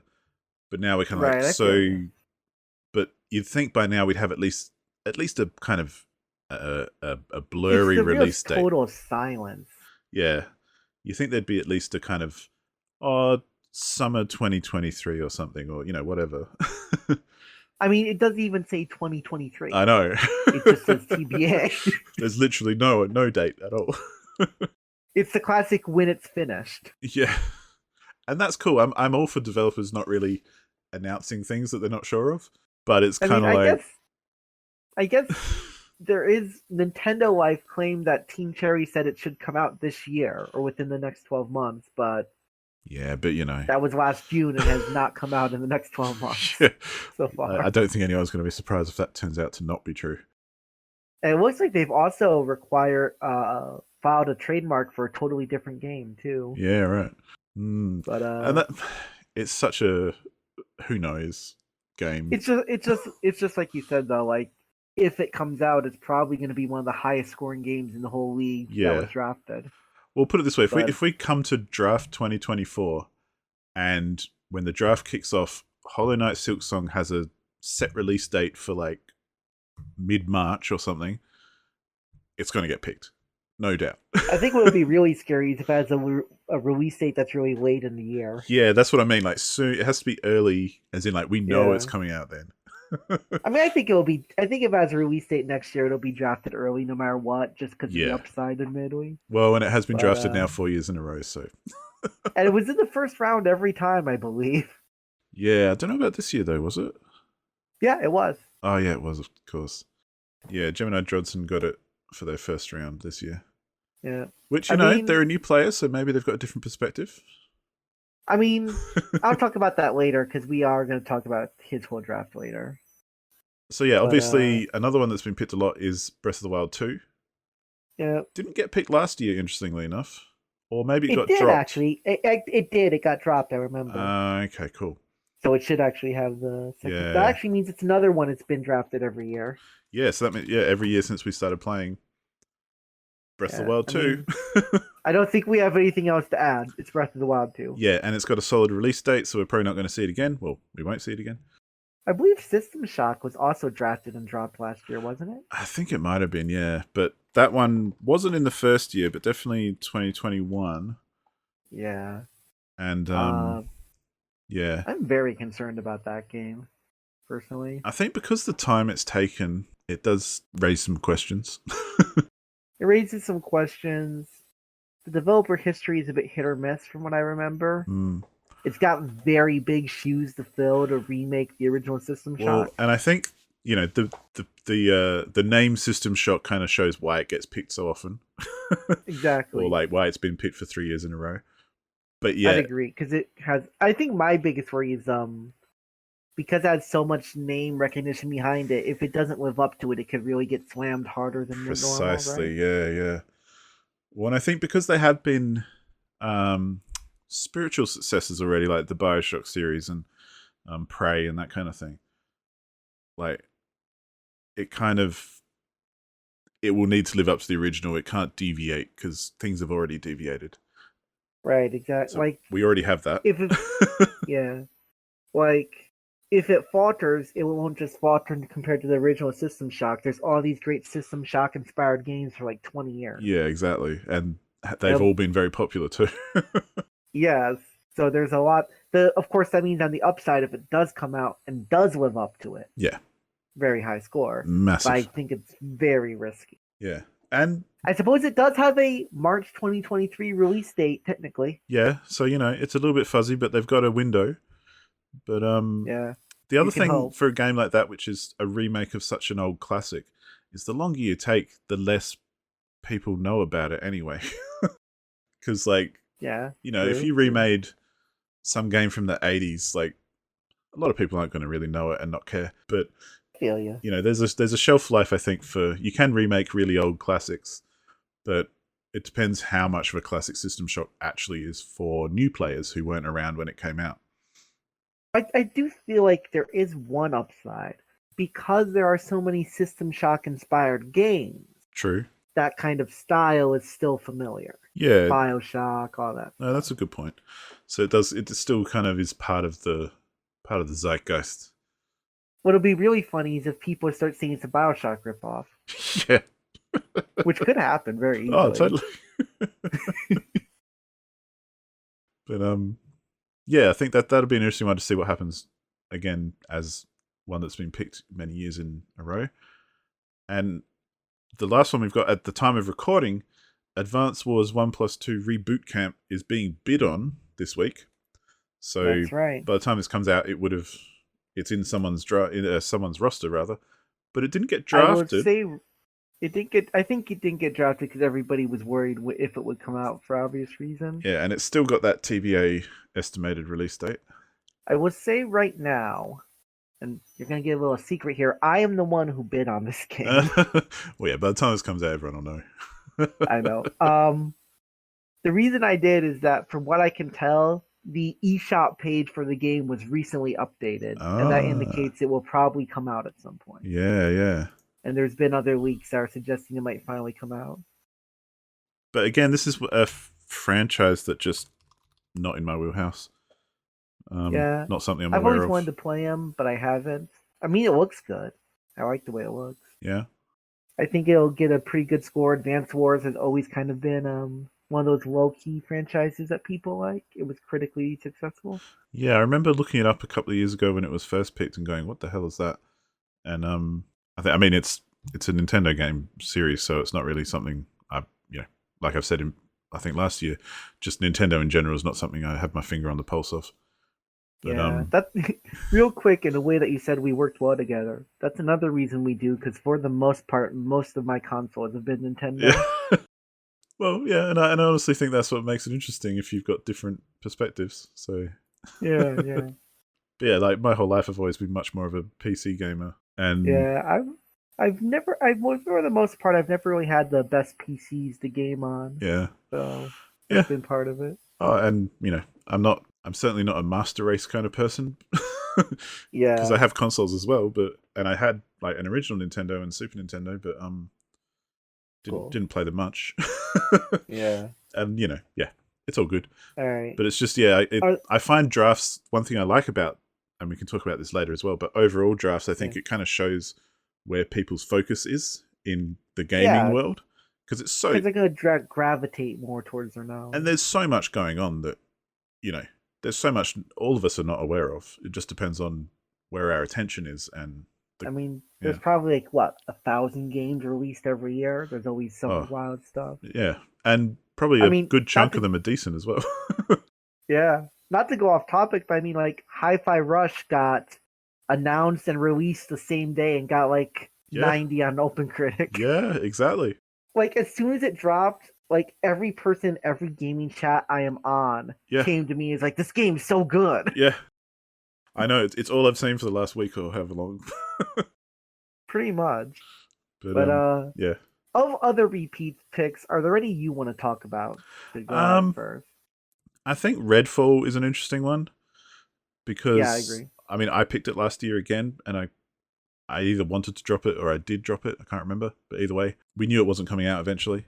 But Yeah. it's also just recently. I think someone might have been yourself or someone else posted in the Discord that it's been confirmed to have like always online for the single player component. Someone else posted that. I just replied to yeah, it. as well as, and you know, not that I find that too much of a problem, but I know people definitely get angry about that, and there are people who definitely don't like that sort of thing and will actively boycott it as a result. I think another part, this is just my worry, is that it's not even just that it's always online, but if you look at it, the UI is very Destiny-like, and it Yeah. makes me worry that they're going to kind of do that, Marvel's Avengers style live service game, and that does not work out a lot of time. Yeah, no, I agree. It's anything in that kind of live service realm is always very questionable to me. Yeah, I'd agree. It's kind of the modern day at least loot unless boxes. it has like a really solid base. Yeah. I mean, Redfall to me looks good as well. Like I drafted it last year, but yeah. I mean, I don't know if it looks like my kind of game, but it looks like a game for people. It is their kind of game. It has a I would say it did give me a little bit of Forspoken vibes. Yeah. But not too bad. Yeah, I think. I mean, yeah, I definitely didn't pick it this year on purpose, because every time I look at my draft and my watch list, I think about games that I picked last year that didn't come out. But right, that makes sense. It's always a good place to start. Yeah, but then I kind of went, no, I don't think Redfall's got as much promise as it used to.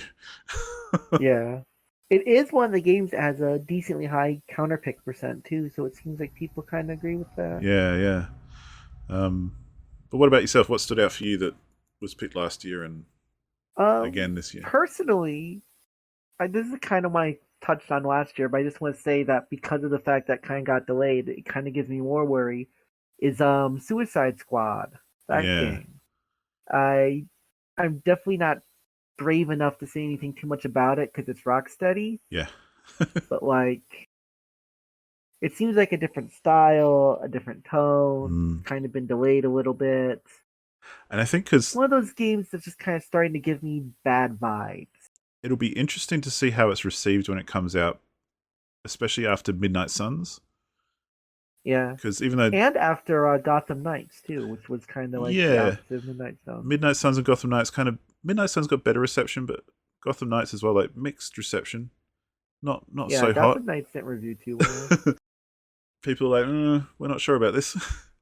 Right, which could work in this game's favor. That's what I mean. Like, this could perhaps get a bump if it's better. People go, "Oh, thank you. This is what we wanted." They're like, Rocksteady. They know what they're about. Exactly. Yeah. But I also so it could benefit. I also know what you mean, as in it is a bit of a question mark. Right. It's not one that I feel too much about because it's Rocksteady, but just getting those vibes. Yeah. And this is the other one I want to talk about. Is probably very random. Yeah. But I just want to touch on briefly, which is Forza Motorsport Xbox Series X. Yep. Forza obviously always reviews well. Yep. But not only am I not sure this will come out again, and it's been quite a while. Yeah. I was watching like the trailers of it, and I do get concerned how much the trailers do not talk about anything that was criticized from from Forza Motorsport 7. Yeah. But is that surprising from like a mainline flagship Microsoft game? No, it isn't. But obviously, I was looking at the trailer. They were talking about everything except like the gameplay and how it actually kind of goes. Yeah, and I totally agree with you. It's just that doesn't surprise me at all. It doesn't. I mean, it's Forza. Yeah. It'll review well. I think Microsoft are just like, Forza's going to print money. Like, who gives a shit? They're like, it's Forza. Just make it look good. Make it not play like bad. Yeah. Well, and To be fair, they are good games, but yeah, I don't think They Microsoft is are, worried at all about that series. of course not. They're like, we don't need to show But I gameplay. do, What are I you do talking know about? I do know the last one reviewed worse than the other ones for various reasons. Though is Yeah, one yeah, reason I bring that up. yeah. Well, it will be interesting though, because like I'm always interested to see those like big franchises that are always, uh, console sellers Yearly, kind of thing. not yearly, I suppose, because Forza is more sports than what. But yeah, big console seller. Yeah, kind of like even like Gran Turismo when that eventually came out and that kind of thing. And Yeah, I agree with that. like these are games that kind of feel like they can do no wrong because they've got a fairly narrow audience and who love them very much. And the company seems like, yep, we don't even need to worry about this. Pretty much. It's just we'll just tell you it's coming, and suddenly we've sold millions. And it's not like Madden where they just let the games go to crap Yeah, too. and yeah, it's funny, isn't it? Because it's almost like a FIFA or a Madden kind of game without the yearly Yeah, release. exactly. Which means they get time to actually make it good. Yeah, And unlike EA Sports, they actually seem to care at all, even if maybe not always the way the fans want. yeah, but yeah, I think that will be an interesting one to watch, especially because it has, it has been rumored for a while, and it I would have expected it to come out very early in the, next gen life cycle for Xbox. Yeah, Whereas it's I mean, it's been a really long time since the last Forza Motorsport well, too. yeah, this is what I'm thinking. Like, Series X and S came out a while ago now. For we've gone long past the launch window, and Yeah, Forza to me is very much a launch game. Like, there's a new Xbox, there's a new Forza. Okay, exactly. but yeah, I it'll be mean, keen to see that what it's that like. game was announced before the Xbox Series X even came out, I believe. Yes, yeah, yeah, So it's like, they probably had to rebuild it some to make yeah. it more next gen, I bet. Just as a bit of a tangent, I wonder, it would be interesting to be a fly on the wall of a number of game developers in the last few years when the new console comes out, but then no one's got one for like, Especially this one because COVID made it so it was really really yeah, decimated. like PS5s and Xbox Series X, like no one's got one. for No, for I the mean, longest time, their whole launch window and everything, where they sell millions, like PS4 I know launches, it was completely they decimated. run off the shelf, they sell heaps of games. It's like, yeah, cool, and Yeah, but like, I'd love to I, just see those meetings where developers are like, okay, shit, we have to repackage this for the Xbox One now as well as Xbox Series X. and you have to be able, and some of them it's probably really difficult to even port down. Yeah, I that's what I mean. Like, there's always those launch window games where you're like, wow, they're really pushing this hardware, and you couldn't Yeah, have done this on the last console generation. And I mean, yeah, I don't know. It's and just you one don't of want to be those. stuck looking like Cyberpunk 2077. Well, I wonder as well. That would be another interesting thing, wouldn't it, to see how many people kind of hit the brakes after Cyberpunk came out. I mean, I wouldn't be surprised because that was a pretty big disaster. Yeah, and Even if that one, it was always intended to come out on those. yeah. And you're probably thinking that, like, Jesus, that was one that was intended. I like to think there are some, like, executives and stuff at publishing companies who go, hang on, I better just call the development team and see if they're ready You would hope. before we push this out. You would hope. Yeah, I'd try not to be cynical, but I'd like to think that's what happens. Maybe just hire somebody that's specifically their job. Yeah, just to communicate between publishers and developers. But I mean, the PS5 only just now broke 32 million PS5 shipped. Yeah, exactly. That's what I mean. Like, I And it's know. been on the market, what, 3 years? Well, I know in 2.5, Australia, I suppose. like, they very rarely come out. Like, I've got one because my sister hunted for one for ages and bought me one for my birthday. Yeah. Last Oh, year. that's nice of her. I know, it was amazing. I'm like, rock on. But um, but yeah, like, she was hunting for that for like 6 months and happened to talk to someone in a shop who knew that they had 3 coming in the next 3 months or something, and She was managed hunting. to reserve it, kind of thing. And Yeah. that's kind of what it's like to get a PS5 here. You either have to pay $1,000 for a scalped one, or you can get one from a shop if you happen to reserve the 3 that they're going to get in the next 3 months.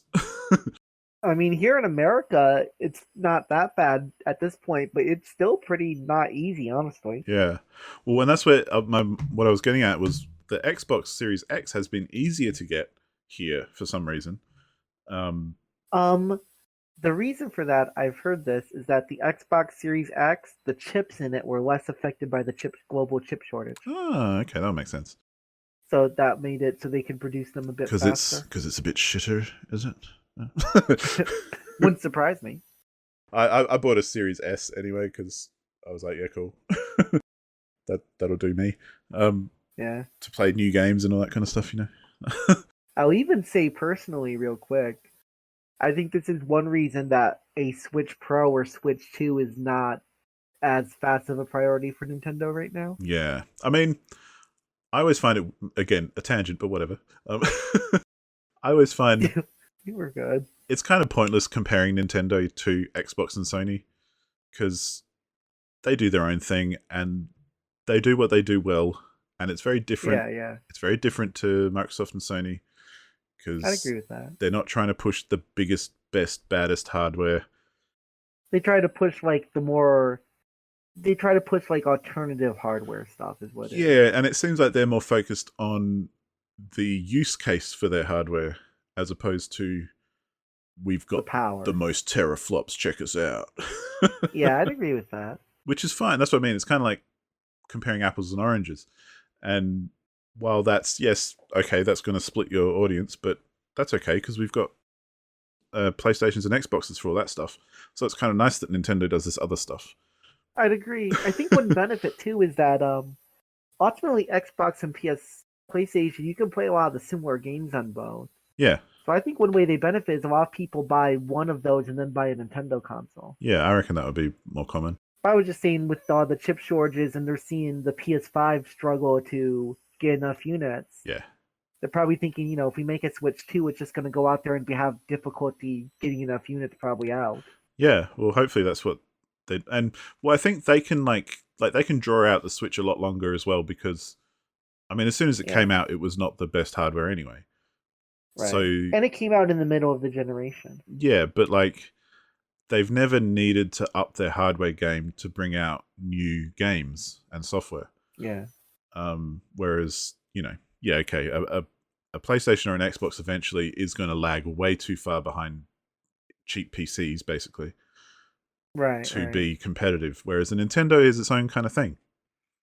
What is that eventually the Switch will need to get to a point it gets a sequel or whatever for ports. Yeah.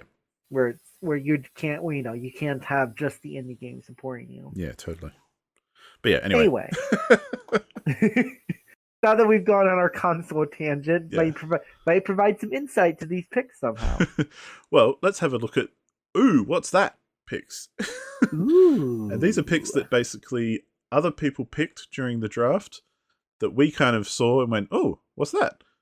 And checked it out and, got interested and now probably have on our wish list or something to that effect. Yeah, I'll tell you right now, I'm pretty interested for this because some of those I was doing just earlier today. Yeah.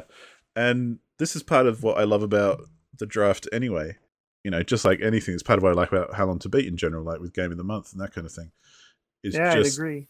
There's a lot of people involved and there's a lot of people who have different perspectives on things and something they'll notice I wouldn't have noticed. So it's a great way to... I'll tell you one thing. Yeah. One person had a very different perspective for me. Who's that? Clumsy Penguin. He had 3 games on this list for me. All right, well, let's talk about them. All right, let's talk about the first one that we have on both our lists. 9 Souls. Yeah, that looks good. It looks really good. I did not realize until I had already looked at the trailer, this is the Devotion devs. Oh, yeah, that's right, yeah. Which, that game was very interesting. But this game looks so good. It looks right up my alley. Same. I love the art. Yes. The visuals. That was what instantly kind of drew me in. Yeah. I love the whole vibe, how it's kind of a bit weird and wonderful. Some of these, I kind of just looked at the trailers. That one I ended up watching like half of like a 30-minute gameplay demo. I was really interested. Well, that's it, isn't it? Like, you're hooked when you kind of just get lost in it. Exactly. But that was a game I had not heard of, and it did not have a major hype factor. But if it comes out, I bet that would do really well. Yeah, it definitely looks really good. Like, I mean, art and animation goes a long way with me anyway. Yeah. One of my favorite games from last year was Beacon Pines, which I don't remember that one. I don't know if it was on anyone's list in as far as Fantasy Critic was concerned, but it came out I don't think so. Game Pass, and it's just a All little right. indie kind of mystery adventure game, but it looks so good. I'll have It's to keep that in mind then. it's quite cartoony and everything. It's kind of isometric, and yeah, it's just the best looking game of last year. That is a pretty cool art style, actually. I like that. So yeah, Nine Souls kind of makes me think of that in a way, like similar kind of like Yeah, just I can see it. polished animation and aesthetic, and I really like that Yeah. kind of stuff. Yeah, but what else did Clumsy Penguin pick that you got you interested?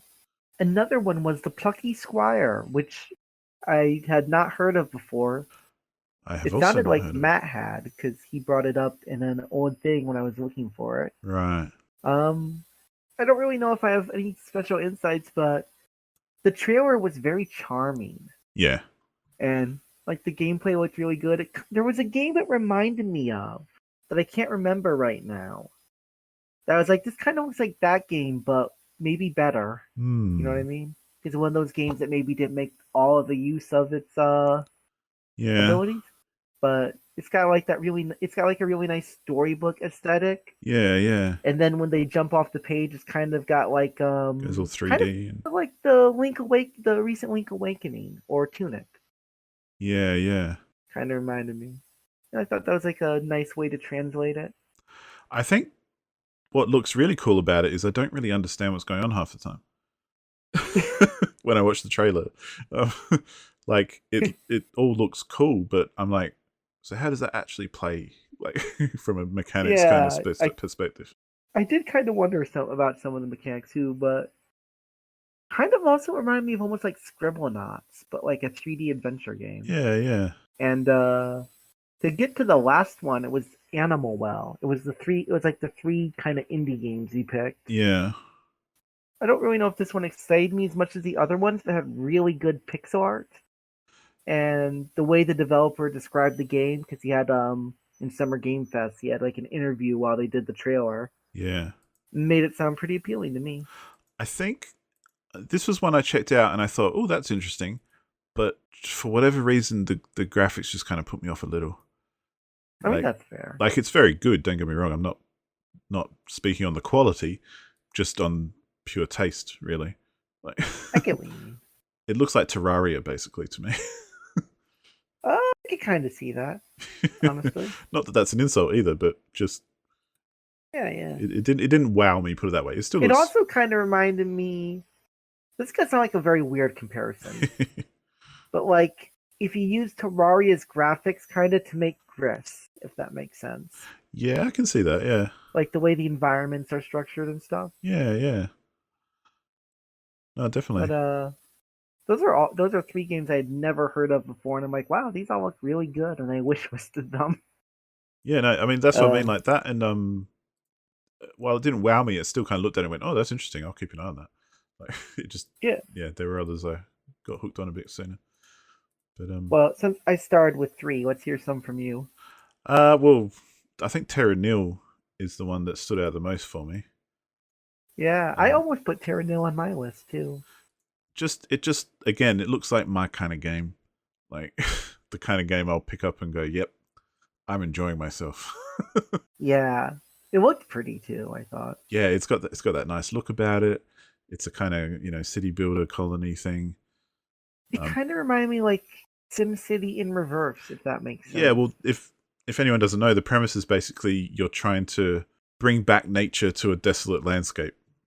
So, yeah. So you have to do things like use clean energy and different technologies that create vegetation instead of take it away, and that kind of stuff. Yeah. It just like the trailer starts. It's like it all starts with a windmill. Yeah, and it just looks really cool. Like that's so the kind of thing I enjoy playing. Yeah, it just looks like a nice chill strategy kind of city builder with a different slant on it. That was like the kind of game that I also thought would do pretty well, honestly, when I looked at it. I think it's very promising, yeah. But It looks like the kind of game that's like going to be niche, but people within that niche are going to really pop off for it. yeah, and like the purpose of this list, like I didn't know anything about it before it was picked. Yeah, I never heard of Didn't it even know even. it existed. Yeah, and I've actually generally liked like SimCity and Civilization, so that was Yeah. like really neat to me. Well, and I think with the environmental aspects and stuff, it kind of has a bit of an Anno vibe to it as well. Like, Yeah, there's some of the Anno games where you have to like really take into account like environmental factors and things of what you're doing. yeah, because I'm sure that's got to be like a bit of a factor with it. Yeah, and I really like that kind of thing. Oh, there was another game a while ago. I forget what it was called, but it was basically the same, similar sort of thing where you had to build clean communities, like from an environmental And like perspective. bring back nature. And I yeah, think I remember that. keep it all balanced. It was a very different game, but it was a Yeah, similar kind of theme. I can't remember. I think it was Blockhood or something, maybe. But yeah, I like that kind of thing where you have to kind of balance nature with yeah. technologies, and yeah, It looks like Blockhood. That's what it is. 5 years. Apparently, that's 5 years ago. But yeah, Blockhood, yeah. But that was a fun game where you had to like, you know, I like the idea of city builders where you have to balance your own pollution and stuff. You can't just totally take over the whole land and kill everything. yeah, I agree with that. It just It appeals kind of to me. has like a neat balance. Yeah. um, and kind of in a very different kind of game was Blanc. Blanc. This was one of the only games on here I'd actually heard about before. Oh, okay, because this is one of the games where the screenshots, I'm like, yeah, okay, but when I see it in motion, I'm like, oh, that looks nice. Mostly Yeah, because it's I got a mean, high contrast black and white kind of style. the visual style is so very nice. Yeah, so it looks much, much better in motion. But yeah, and that's basically what sold me on that. I was like, oh, that looks cool. It And looks a lot like if you turn the Fox and the Hound into a video game. yeah. I mean, it seems like, yeah, just an adventure game with a deer and a dog or a fox or whatever he is. A It's a wolf wolf. cub. Yeah. Yeah. And I'm like, yeah, again, like, I love a strong aesthetic and it looks great. I mean, one of the games I was really interested in that came out is Stray. And Yes. obviously, this game isn't like the same, but it kind of has like the same idea of like playing as the animals and all that Yeah. kind of stuff. It could have like a similar vibe where it's, it's not like a high octane kind of experience. It's more of a chill kind of Yeah, I'd make your agree way with through that. the adventure, Yeah, and I like that kind of and thing. co-op adventure games are getting pretty big right now, I think too. Yeah, absolutely.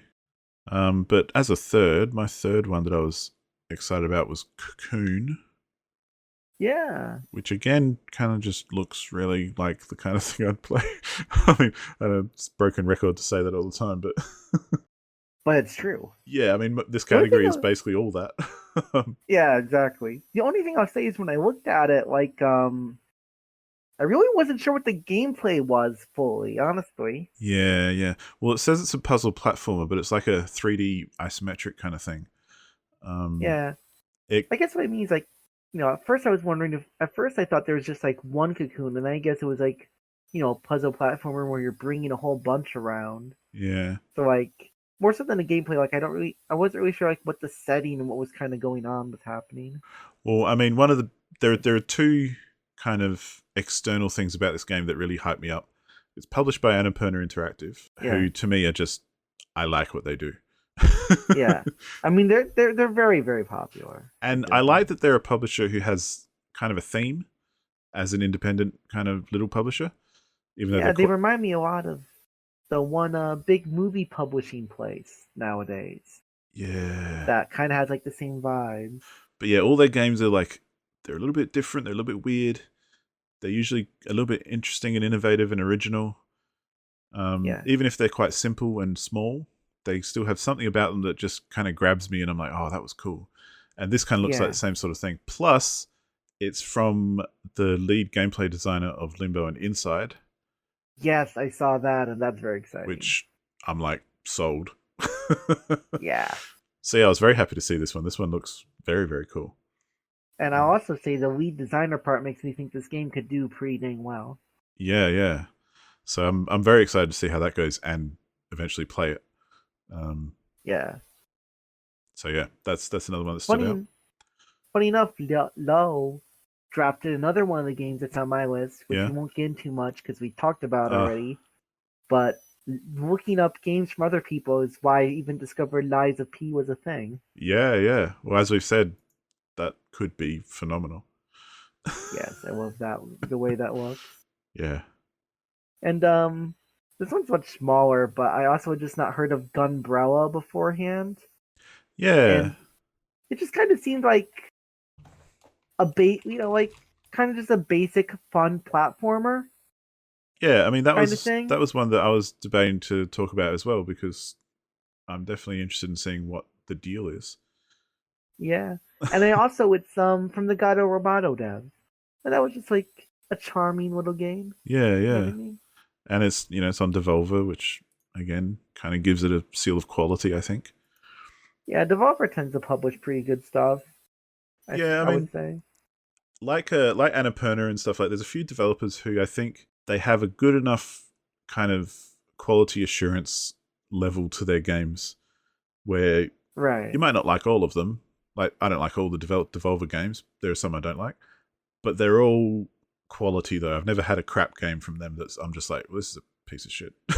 It's never something like you're just getting some flat out broken, Yeah, that's what I mean. unfinished Like thing. it's kind of to me a good seal of like, okay, so this will be well made at least. It just might not be It my kind of thing. makes it kind of makes it feel like it's more of just if you like the game, then worried about liking the game's concept, and then it completely flops or whatever. Yeah, totally. And yeah, Gunbrella looks. Yeah, it's another one that is on my radar as well. Yeah.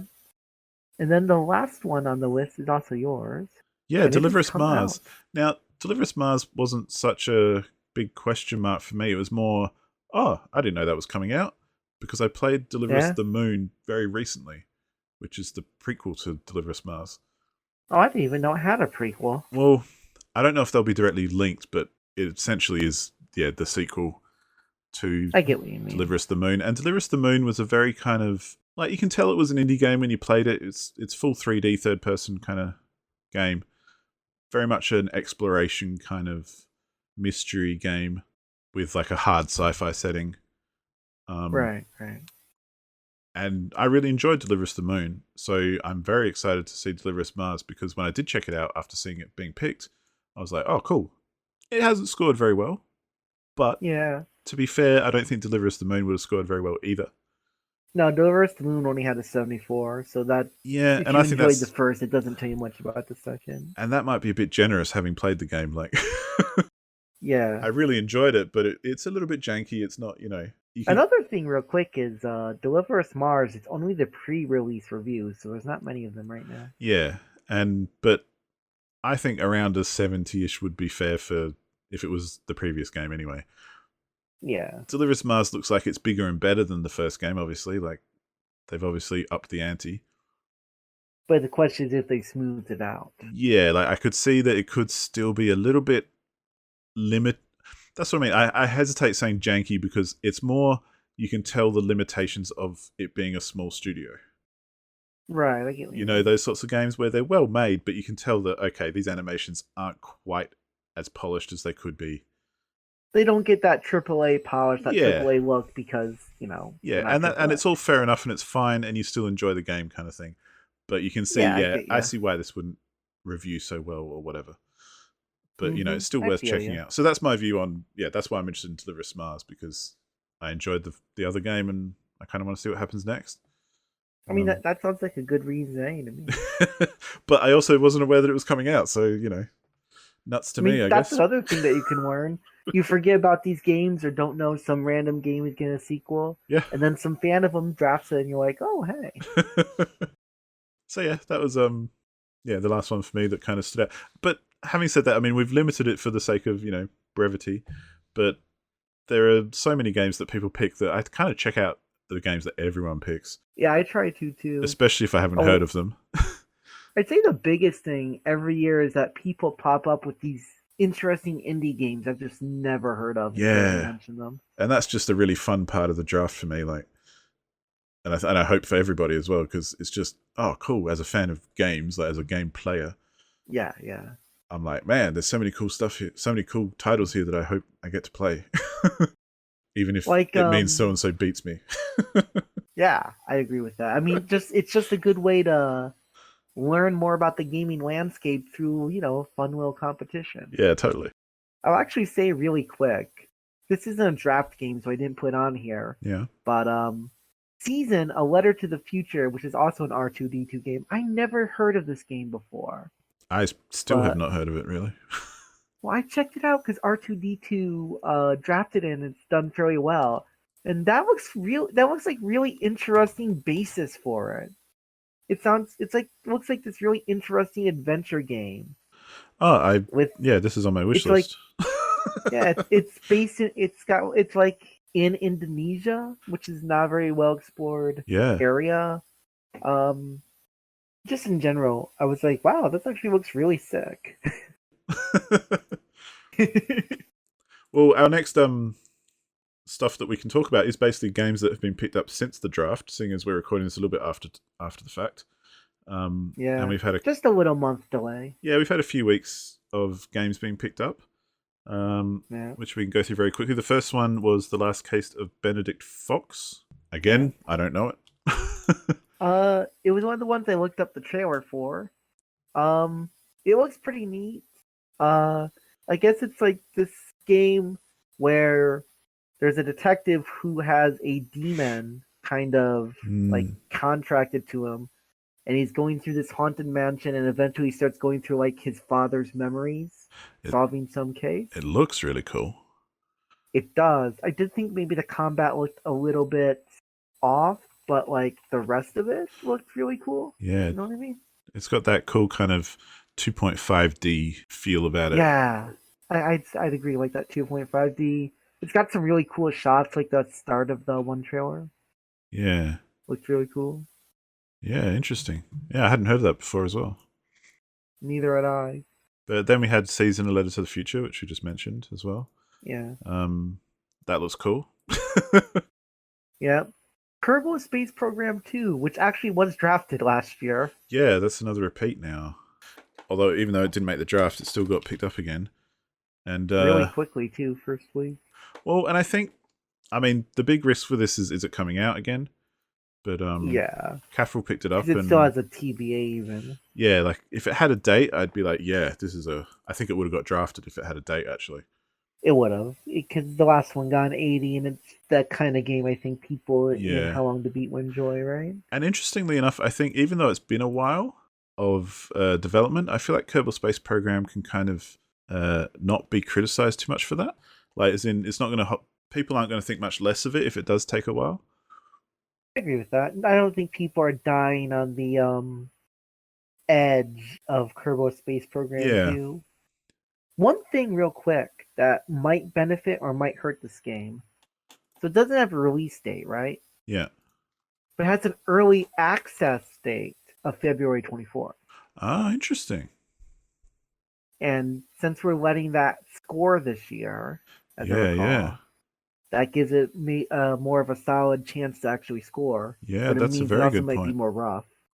Yeah, who knows? Like, well, and just outside of Fantasy Critic League, I always think if you sell something, you're open for criticism. As in, because there's always been a debate about, should early access games get reviewed or should you wait to the full release? And I'm like, well, if you're selling it, you can get reviewed and criticized so that people can make informed choices, And as much as we might go, well, yeah, we expect early access games to be less polished and all that kind of thing. It still needs to be in a state where it's, you can at least see where it's going, or it's just finishing off, or, that kind of thing. You can't be like Fallout 76 or something. Yeah, you can't just be a tech demo, basically. Yeah, you can't be Forspoken. But, you just got to balance the fact that obviously you can't expect the complete game, but just because it's not complete, there's still stuff there, and that is what they're presenting. Well, and I feel like I feel be like like, Kerbal oh, you know. would release an early access version that has all the systems in place. It probably just needs to add content. I've heard that it will, like it says right here, future developments will add science, colonies, interstellar travel, multiplayer. Yeah, so I imagine what they've already got is kind of a framework which is similar to the first game. Yeah, it says the early access aims to have all the features and content of the original Kerbal Space Well, there you Program, go. but with new parts and an improved user experience. There you go, yeah. So that's probably a good, Yeah. strong start for them anyway, because at least you've got plenty to sink your teeth into, but, maybe not enough has changed. Who knows? I mean, I think what it means is that people who enjoyed Kerbal Space Program 1 Yeah. would probably not be super disappointed, at least, Yeah, there needs to be enough there Going to make the change, I guess. Yeah. And then the second week, we started with the game that I first bid on but got outbid and really wanted. And now we're attempting to trade. And now I'm attempting to trade Final Fantasy VII Rebirth for. Which is Fuga Which is Melodies of Steel 2. So yeah, I don't know. I don't know anything about this game. So, all right. Tell me. So the developer of this is CyberConnect 2. I don't know how much, if anything, you know about them, but they're this Japanese game developer. No, not really aware of them. And they've kind of bounced between doing licensed games and doing their own stuff. Yep. Anyway, their very first game in 1998 was a game called Tail Concerto. Right. And every once in a while, when they get enough money, like every decade or so, they end up making a new game in this shared universe that they've like slowly been constructing. Oh, that's cool. And it's really cool, actually. And Fuga Melody of Steel was like their first really major kind of release with that universe. Right. And it's a tactical RPG with some really cool mechanics. Mm. And also the ability to sacrifice children to beat your opponent. So, I'm in. And it has a really, really good art style. Like, I really like the art style. Yeah, it does look cool. Yeah. Anyway, it didn't sell that well, the first one. Right. But it reviewed very well. It got an 82 on OpenCritic. Cool. And a lot of people thought, just like the old ones, it would be like a decade and we pretty much never see a sequel. Yeah, yeah. But they're already putting one out. I like that kind of like long-term sticking to a concept kind of idea. Yeah. And building a world when you can kind of, because obviously not everyone can just make game after game. But yeah, exactly. I kind of like that. It's a nice kind of, obviously shows they're invested in this concept that they've got for the world. It is. They still have concept art for ideas from like 20 years ago with it. Yeah, that's awesome. And they've changed the genre of them like 3 times too. They go over the place as long as it fits the actual story. Yeah, that's cool. I also like that as well, like just as a tangent, but I like games that make decent spin-offs that are quite perhaps different genres or whatever, but kind of have a consistent world or whatever, yeah. Yeah, I know. Yeah. Exactly. that just kind of appeals to me, yeah. Like, just real quick, I'm not going to go on this too long so we don't get sidetracked. No, you're right. But the first game in the series came out in 1998. And then all their other games were either dot hack games, where they were like the dot hack GU guys, or licensed Naruto games. Right. Until they got to make the second game in that series in 2010. So that's kind of like the cycle they've been in. Interesting. Yeah, well, as I say, it's totally new to me, so yeah. See how it goes. Next was one that I am aware of, which is SteamWorld Build. Yeah. Which, again, I didn't know was coming out, but I have played the other SteamWorld games, and they're very solid. Yeah. I don't even know if it is coming out, because it just has the 2023 estimated, right? Right, okay, yeah. But I remember people were talking about it and maybe even drafted it last year. I really don't know anything about the actual game, though. Well, that, funnily enough, is the SteamWorld series is kind of one of those series where they've got this world and they make different kind of games within that world. Because they had they had SteamWorld Dig 1 and 2, which were very similar. But there was SteamWorld Heist, which was like a I remember that. 4-player co-op heist game, which was similar graphics, similar kind of controls, that kind of thing, but very different gameplay. Yeah. But definitely in the same world. And I thought that was really cool when that came out, just as a, like we were just talking about how it's in the same world, but it's got all the same theming and everything, but it's a totally different style and different types of gameplay and that kind of stuff. It kind of feels like it gives the setting a kind of lived-in or vibrant feeling, if that makes sense about me. Yeah, and it kind of, I think all those elements kind of add to each other, like they all play off each other. Then, like the other games feel richer because there's more going on than just, what's in that game. So yeah, I guess this new one looks like it's a city builder. Yeah, and hopefully they'll stick with the same kind of, again, the same world. But yeah, I'm keen to check it out because the SteamWorld Dig games are. Oh, I guess they just released a demo for it. Ooh. So it probably will come out this year then. Yeah, very cool. This still looks like the same kind of style and theming, which I'm totally there for. Yeah. I believe all the other SteamWorld games are pretty successful too. Yeah, I think they're well regarded. Yeah. So, Yeah, like SteamWorld Dig 82. Yeah, awesome. SteamWorld Dig 2 88. Wow. Yeah, and that was definitely SteamWorld 2 was just like SteamWorld Dig 2 was just same but a few added extras. Yeah. So it makes sense that. And SteamWorld Heist had 86. Yeah. So that makes me think this is a really good pick too, or draft. Well, and that's where it being quote unquote a SteamWorld game kind of makes me feel confident that it will do well because the ones even just firsthand having played them, you go, okay, these are quality games, like they're well made. Right. So like as long as they kind of keep that up with the new genre. Yeah. No reason that. And looks like they've got like what's that? What's the game? Baldur's Gate kind of vibes to it as well, like. Oh, Baldur's Gate, really? No, not Baldur's Gate. What's the one where you have your minions underground and they build a base for you and you're like they're little devils and stuff? Oh, crap. I know what you mean because there were a few games like that. Yeah. Unfortunately, what happens Dungeon is my Keeper. brain goes to the Dungeon Keeper. That's the one I'm trying to think of. Yeah, I've heard Dungeon Keeper. But it looks like it's City Builder above the surface, and then you can go under the ground, which would fit in with like SteamWorld Dig and everything. And then it's like a bit of a Dungeon Keeper kind of style. That sounds really cool, actually. Yeah, I'm super keen on this now. Ooh. Well, it's a good thing that we brought it up. Absolutely. That sounds like one that you really like. That looks awesome. Maybe I have other SteamWorld games on mine, so maybe I'll add SteamWorld Build to my wish list too, because that does sound really cool, actually. Yeah.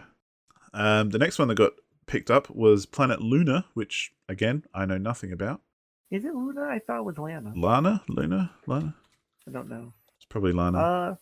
This was a game that was picked last year. Planet of Lana. Yes, sorry, that's me not reading properly. It's fine.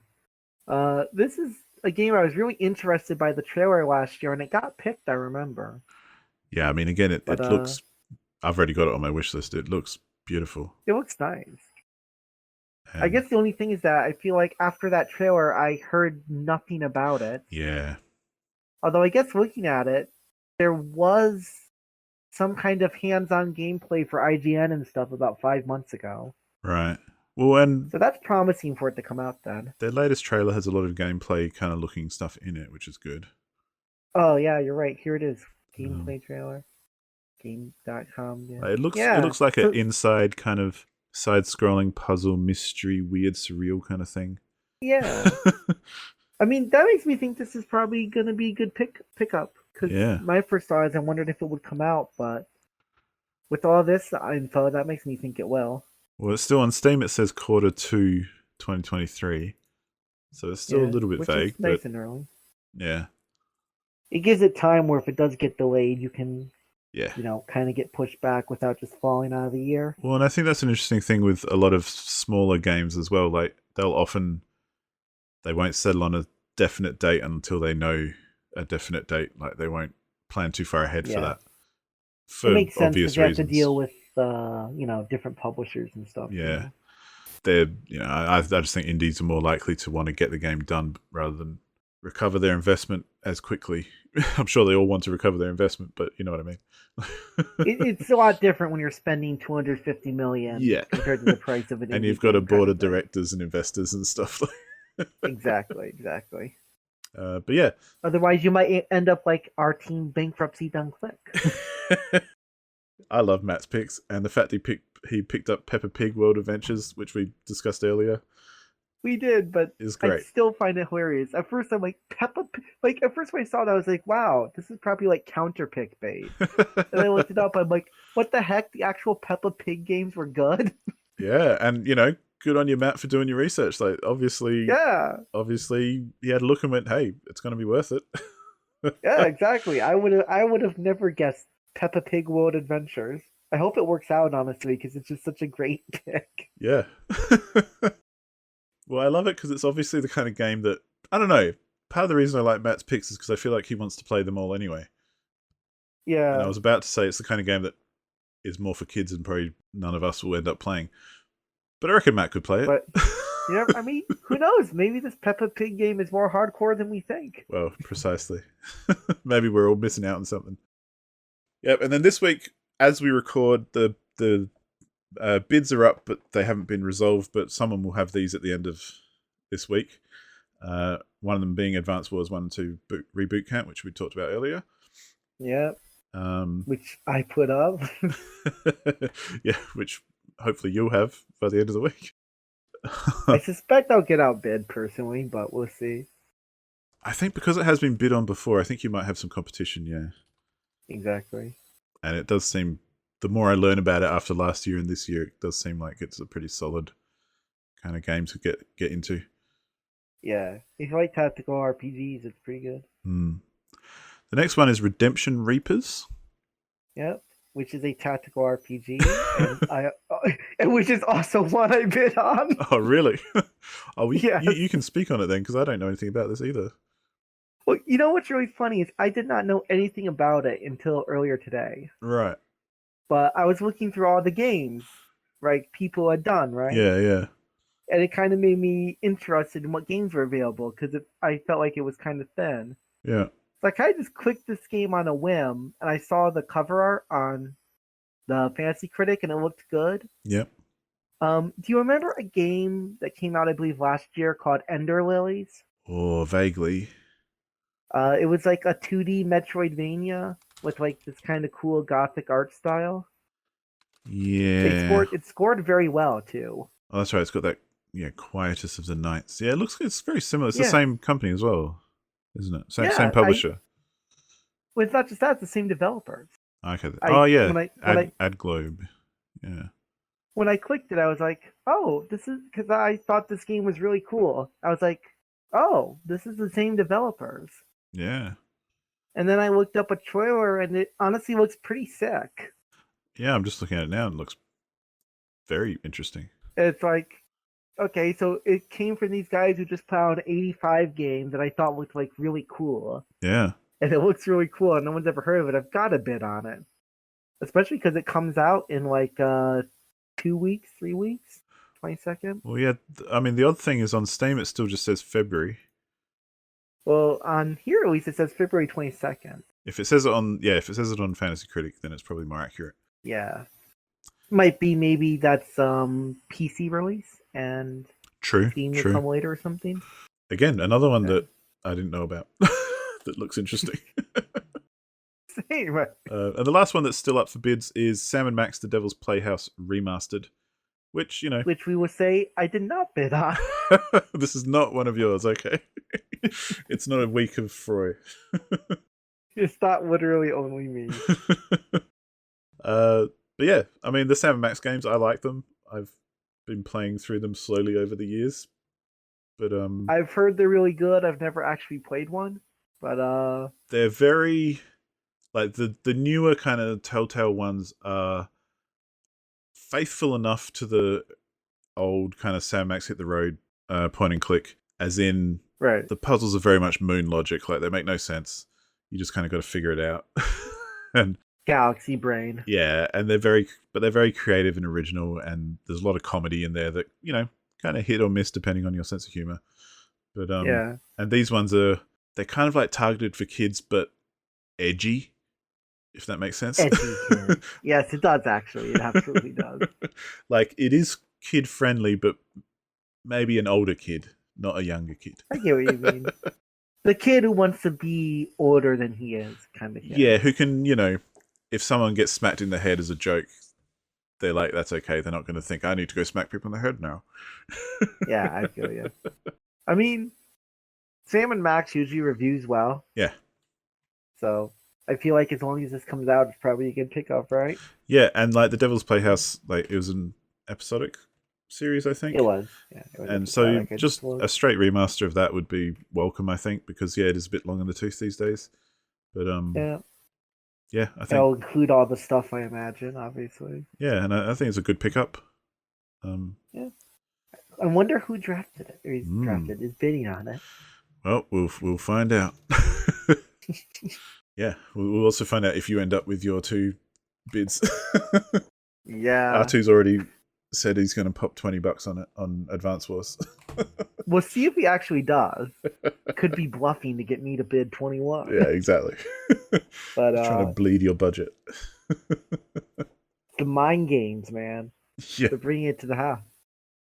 Well, to kind of round everything off a bit, what I think would be good to look at is just overall drafts and what we think are kind of the strongest overall drafts. Like, who are the contenders to look out for this year?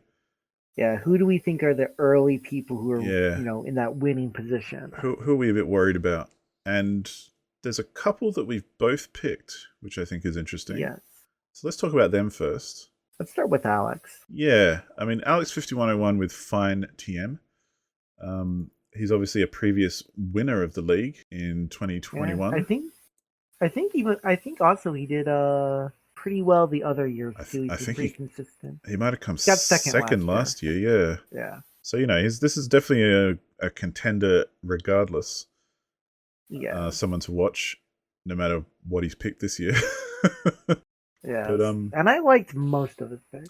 Yeah, and like I kind of referred to earlier, from talking to Alex, like he has begun. He's, at least last year we were talking about. He definitely has researched his picks, and I assume he'd do a similar thing this year. I would agree. And like he likes to get picks that are pretty much sure things most of the time, if he can help it. Obviously, I mean, we all want that, but he actually sits down and tries to do it. I feel like he does a good job of deep dives and because I don't think anyone expected Theater Rhythm to be drafted. Well, yeah, I mean, just to go over his picks, first pick he had was Fire Emblem Engage, which is out and got an 82, so solid. Then he's picked Diablo 4 for his second round. Yeah. Horizon Call of the Mountain for third. Fourth was Sons of the Forest, and then fifth was Theater Rhythm Final Bar Line, and he's got that Fatal Frame counter pick as well. And one interesting thing real quick. 4 of his 5 draft picks come out before the end of February. Yes. That's another thing. He's very keen on the release dates, which I agree with. That's why I think it's very strong. In fact, all of his games have release dates. Yeah. I think that's a big part of why it's strong. Yeah, I'd agree. But yeah, I think there's nothing. The reason I put Alex as like one of my strongest overall drafts and overall publishers for the year, at this point anyway, is post-draft. Yeah, post-draft, as far as we can tell, is I feel like every game that he has picked, none of them are going to do poorly, and they've all got release dates.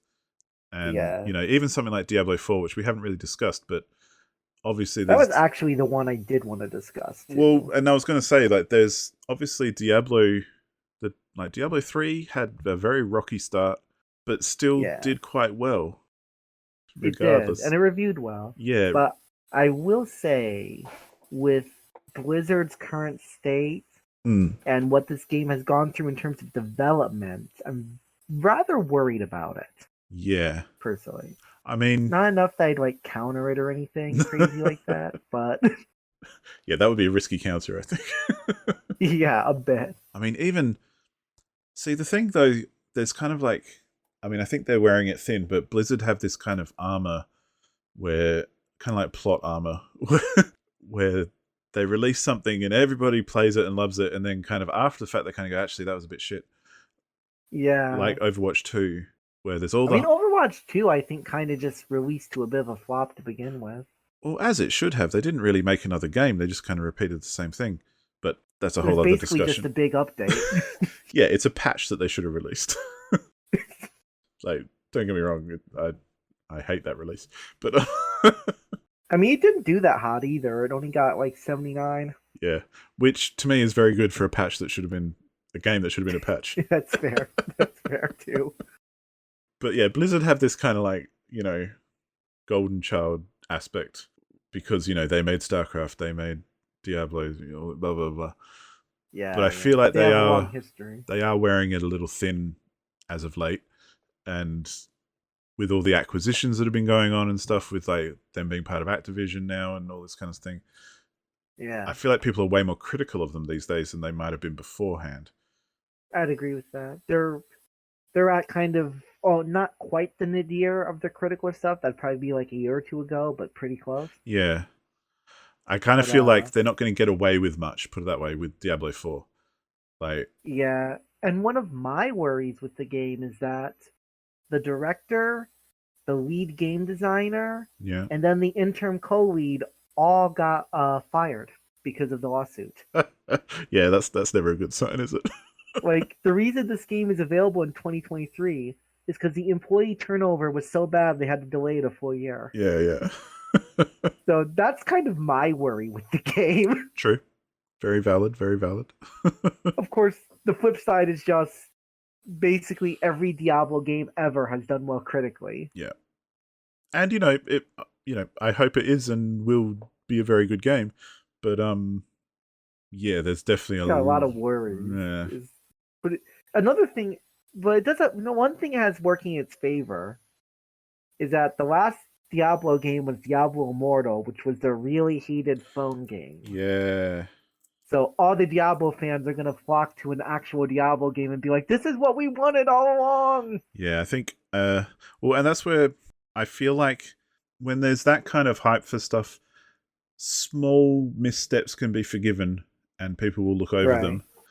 Whereas when it's something like the state Blizzard have at least been in for the last few years, I feel like those small mistakes are going to get kind of highlighted and stuck on more so than perhaps they would have 5 years ago, obviously. Of course, the big question is, will critics do that or will it just be the fans? Exactly, yeah. I mean, who knows? Yeah. But I think it's definitely got big potential, and I think it's, a strong part of the lineup. Sorry, go on. I think if it goes well, it will outscore Fire Emblem Engage. Kind of thing. Yeah. But it's just, I think that game has the potential to be a surprise flop kind of thing. But I think every other game he has is really good. Totally. I'd be surprised if any of those initial drafted games got negative scores. Yeah, exactly. And I think pretty much all of them have 80 plus potential. Yeah. And that would be a really strong start. He probably has the most solid draft in the second most solid. Oh, no, most solid. I think Alex is definitely up there. And as well, you got to put context into it as well. Like, Alex has consistently done well. Yeah. In the last few years. He clearly seems to know what he's doing, judging from his previous body of work. Yeah, it's not to be ignored. Yeah. Exactly. I'd agree with that. The other publisher we had in common was R2D2's. Yes. Taco Bell TM, another trademarked name. They're all trademarked. Which we both thought was quite a strong start. Yeah. And just to run through them, R2D2's got Marvel Spider-Man 2. He's got Atomic Heart for his second pick, Kirby's Return to Dreamland Deluxe, and then Gunbrella and Terra Nil to round it off. And he's counterpicked Exoprimal. So there's a few there we haven't really talked about. I really don't know anything about Exoprimal, I must admit. Me neither. It's one of those games that does not have a release date, and my assumption is that's counterpicked because they don't think it will release. Yeah. I mean, it kind of looks cool. It's a Capcom game, so yeah, you kind of think, well, Capcom can be pretty good. Capcom is one of those studios that's they can be really good and really not. Yeah, they always pique my interest because I like them, but they've definitely dropped the ball here and there. Yeah.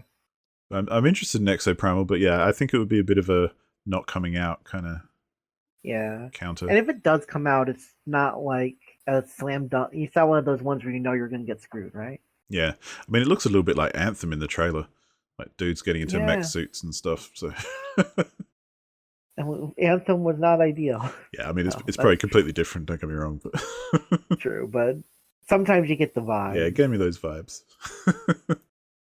But Atomic Heart, I haven't actually heard a lot about either.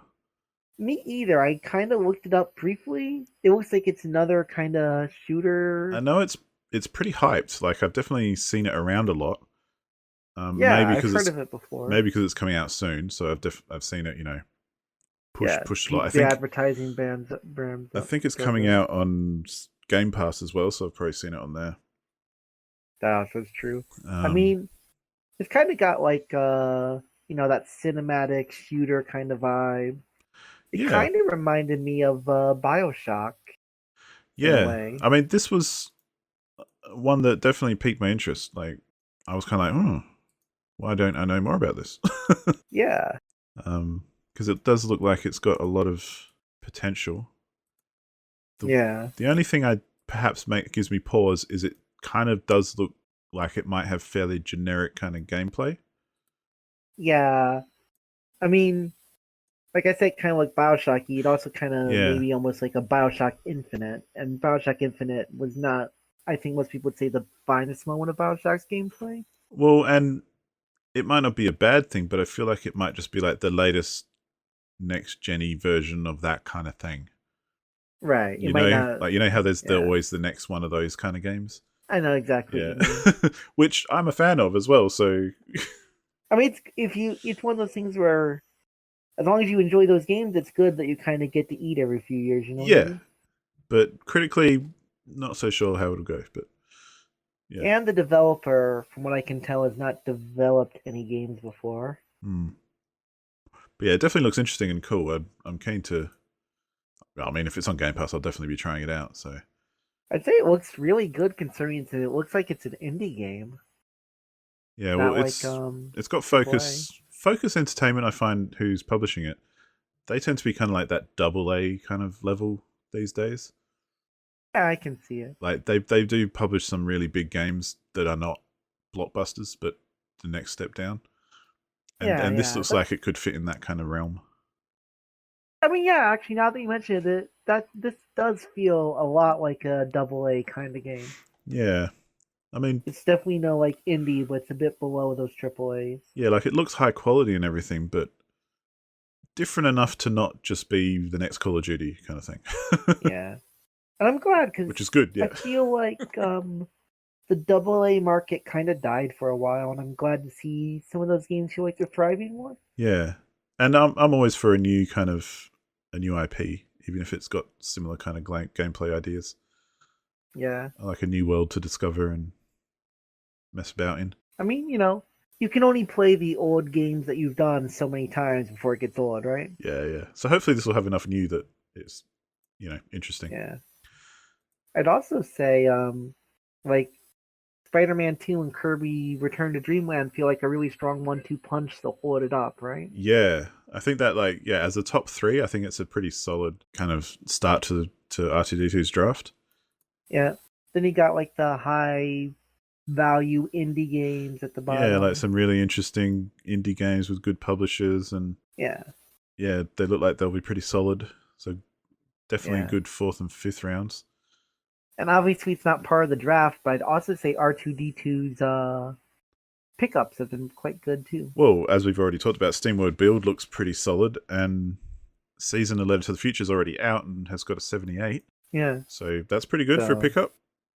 definitely seems like one of the really early contenders. Yeah. Oh, I think. I mean, we obviously both agree, but R2 seems like one of the ones to watch this year. That's for sure. Yeah, and R2 I think has done well some of the other years too, hasn't he? Yeah, I think they've been up there.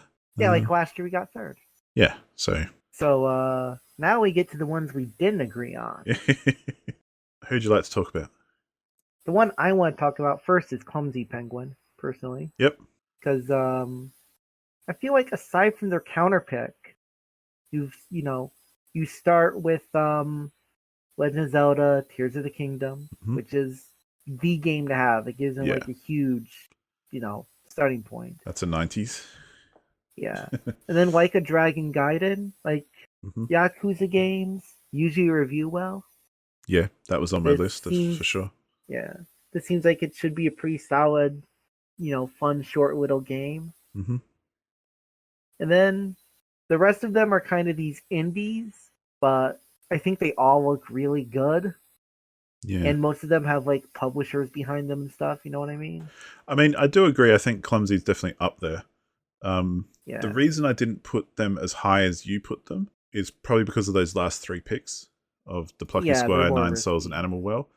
Mainly because as much as Nine Souls seems really cool and Plucky Squire seems really cool, they all seem really cool. But Animal Well, especially to me, doesn't seem like...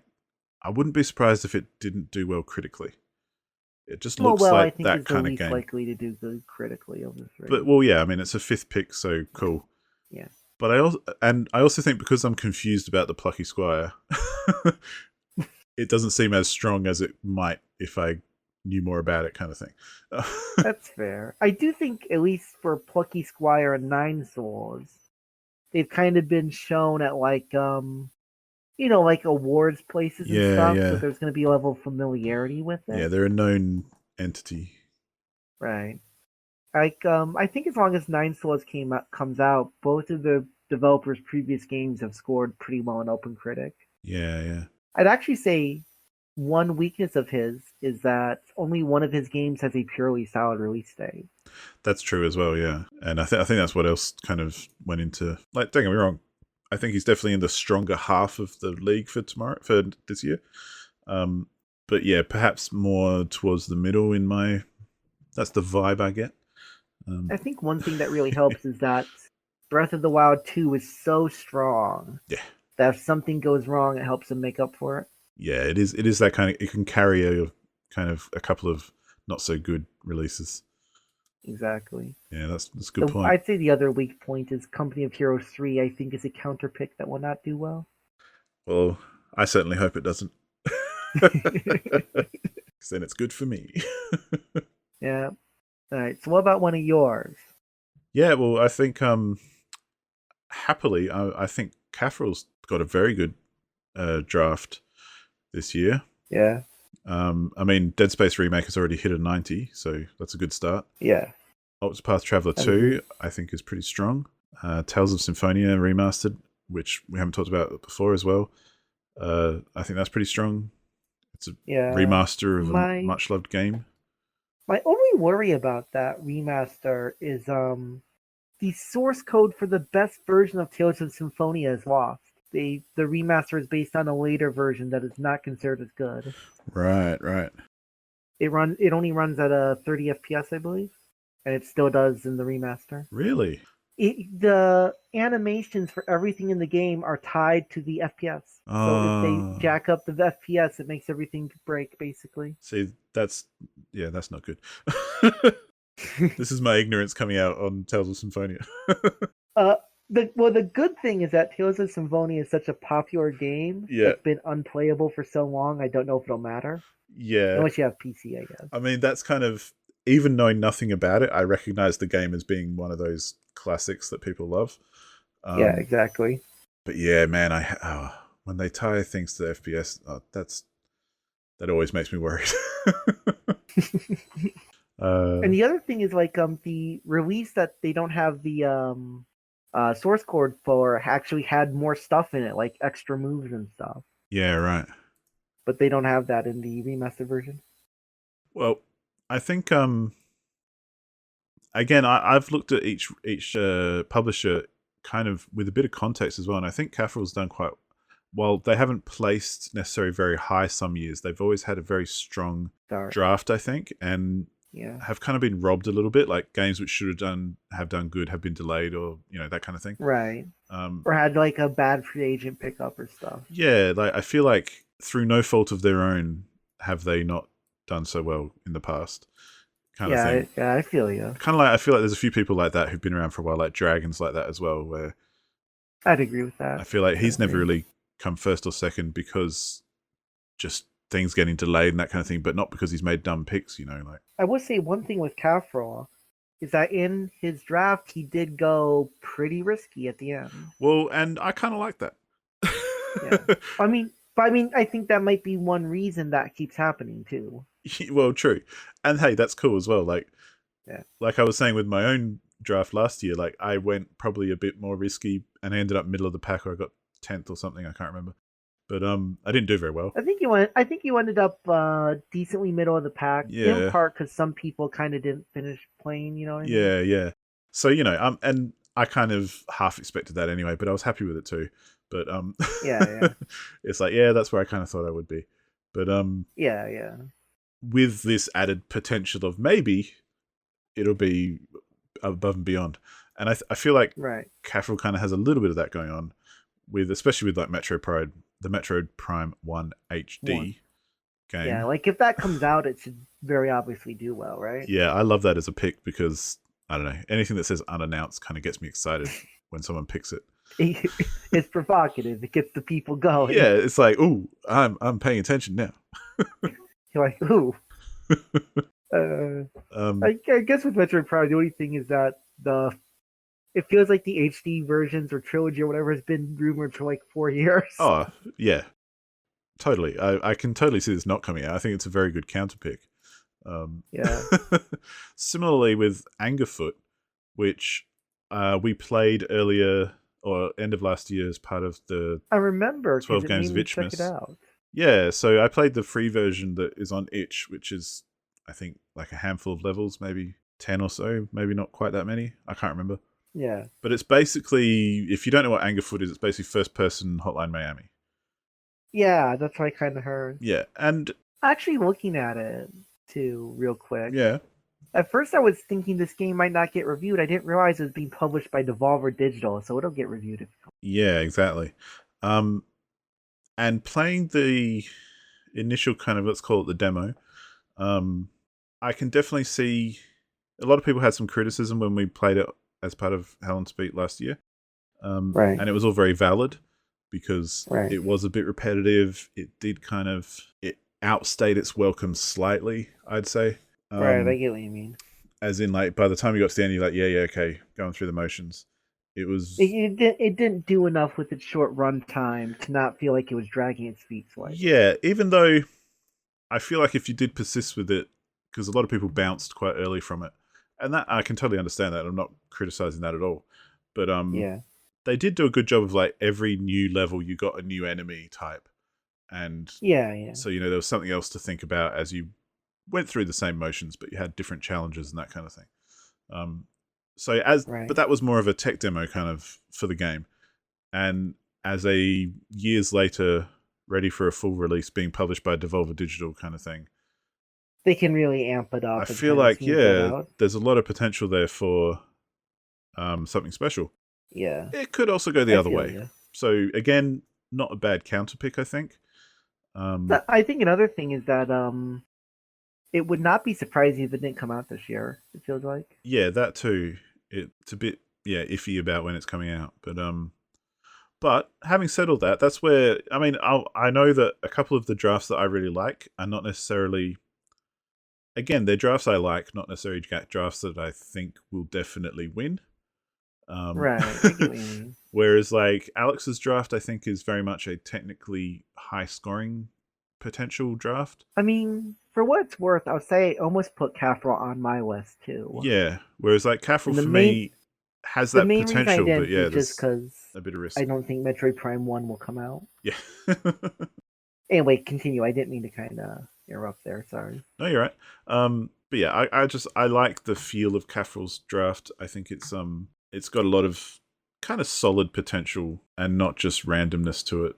I think there's some thought behind each pick, which maybe I'm just superimposing on there, but oh, I can see it. I can see it too. We'll find out. Because the first 3 picks, I'd say, are all like pretty strong picks. I mean, the first one was I picked for them because they missed that one, unfortunately. Right. You know what I mean. That was an auto pick. But they got like two good RPGs at the start. Yeah. And then they kind of come in with some of the more risky picks. Yeah, and that's why I think I like that balance of like. And also they have one of the best counter picks in the league too. Well, I mean, yeah, they've counterpicked Forspoken, which is already sitting on a 69, so yeah, 1 point for Caffrel there, which is pretty good.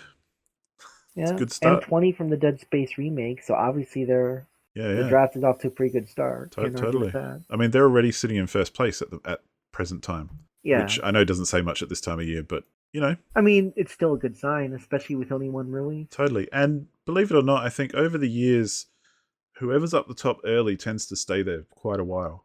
Maybe What is that kind of depends on how many games they have released. it does, but I it's think. that's why I think it's interesting because it still kind of remains true. Like, sure, you think, oh, other people's games will release and they'll come up, and they do. But typically, if you're right at the top, right at the beginning, you'll probably be around there at the end. I think. Yeah, I do think one reason is because there's been so many people kind of fall off as it goes on. That's true. Yeah, I think the longer it plays out, the more likely you are not to pick up new games and that kind of thing. So, like last year, I was at the top for quite a while, but I never quite felt too confident where it would go. yeah, and it shows you can kind of like bounce around a bit in those top spots anyway. But yeah, I quite like Caffrel. Caffrel looks pretty good. Yeah. I would have put on there if Metroid Prime 1 was not a game I feel is not coming out. Yeah. Well, your next one is someone who I was probably going to put on anyway as well.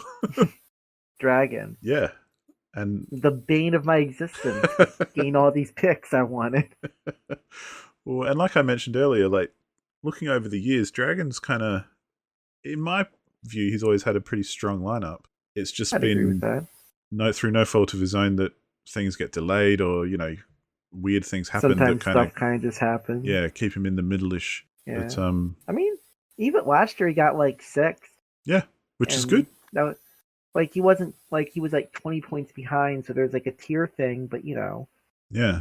And what happened is last year he counterpicked Floppy Knights, and that's what kind of crushed him. The unexpected Floppy Knight. Good old Floppy Knights. I think that was an Alex pick as well, wasn't it?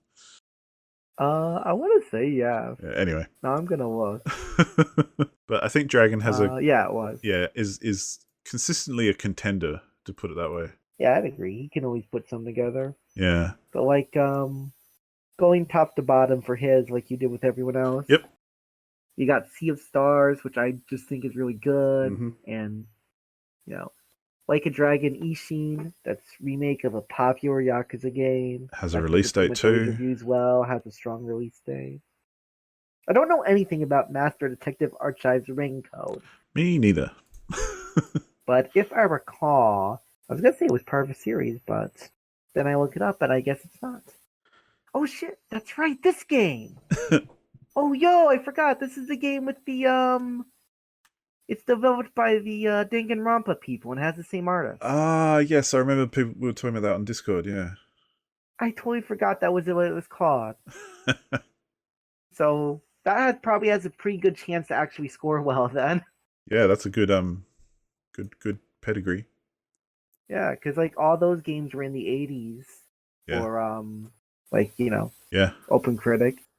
And then Mega Man Battle Network Legacy Collection and Blanc and Anger Afflicted Solid Counterpick. Yeah. Like, there's no real big weak point, it feels like. Yeah. I mean, I feel like Blanc could, I mean, it's the 5th pick, but that's cool. But, that's the one that could get wobbly. Yeah, it could get wobbly, but as long as it doesn't get, like, negatives and stuff, it's probably fine with the 5th pick. Yeah, totally. And one nice thing, a lot of release dates. Yes, I was just looking at that myself, and yeah, lots of solid release dates. I think all of them except a couple. Oh no, Sea of Stars and Master Detective Archives. Yeah. Have and even those at least both have like early estimated dates. Yeah, they've got summer and spring, so that's better than just 2023 or something. It's better than winter. And yes, obviously Dragon's got all your picks that you wanted, so yeah, it's not a surprise I like it when he had all the picks I wanted. Yeah. I think he's definitely, again, like I say, I think he's always a contender. And I think one year it'll be his year. And yeah, I'd definitely keep an eye on Dragon. I'd agree with that. I also liked new player Gemini Drodson with Yeah. beta tester Softworks. I quite liked their draft. I think they had one of the most interesting drafts. Again, I think I'm kind of learning about myself. I like a bit of risk in a draft. Well, a bit of risk with this one. We'll go through them. Their first pick was Hollow Knight Silksong, which Yes. we've already talked about why that's risky. They got Starfield. Starfield was their second pick, which, Obsidian games probably going to come out as a buggy mess, but will be very, very popular regardless. Bethesda. Isn't it Obsidian as well? Is it? I think Bethesda's publishing, but... No, it says Bethesda Game Studio is developer. Oh, okay. I thought... Oh, there you go. Either way, it's a big Skyrim-y game. Yeah. I mean... that we've been waiting for a long time. Pretty much. I definitely have some, slight concerns about it, but it's major Bethesda Skyrim game, so how much are you gonna complain, right? Oh, I think, you kind of expect a bit of jank, but, in the best case scenario, new Fallout games and stuff, the good outweighs the bad, even though there's always a bunch of bad. So, yeah. And it's also going to be a main new franchise. You're going to think it's more Fallout 4 than Fallout 76, right? Yeah, I hope so. I mean, I want it to be great. I'm looking forward to the game, but I'm very, it could go either way. Yeah. I'm worried about what problems are going to be. Yeah. I mean, I could easily see Starfield kind of failing, personally. Yeah. But you can't bet against a game like that. No, it's not. Yeah, that's the thing. Would you bet against it? And no. Right. And then Stalker 2, Heart of Chernobyl. We already talked about a bit. I think if it comes out, and I hope it comes out, it'll do well. Right. Obviously, real life scenarios will dictate that more than anything. Pretty much. Which gives me confidence in the quality of the game. They're not delaying it because it's shit. Yeah, I agree. They're delaying it because it had a solid release date, even if I recall. Yeah. So it was probably ready. Yeah, and I feel it's kind of, I hate that it's the case, but it's kind of nice that the only reason they're delaying it is because they literally haven't been able to work on it. So, right. As much as I wish that wasn't the case, it speaks well for the game itself. Yeah, I feel you. Deliver Us Mars as well. At the time, like I say, when I saw that come up, I was like, oh, goody, I want to play that. Obviously, now we know it's sitting on a 69. Right. So it didn't... And to be fair, I think given the prequel got 74, it's not too surprising. Yeah, I think it's a decent pick, really, despite that. Similarly with Homeworld 3, I think again, it's risky, but I think it's a decent pick.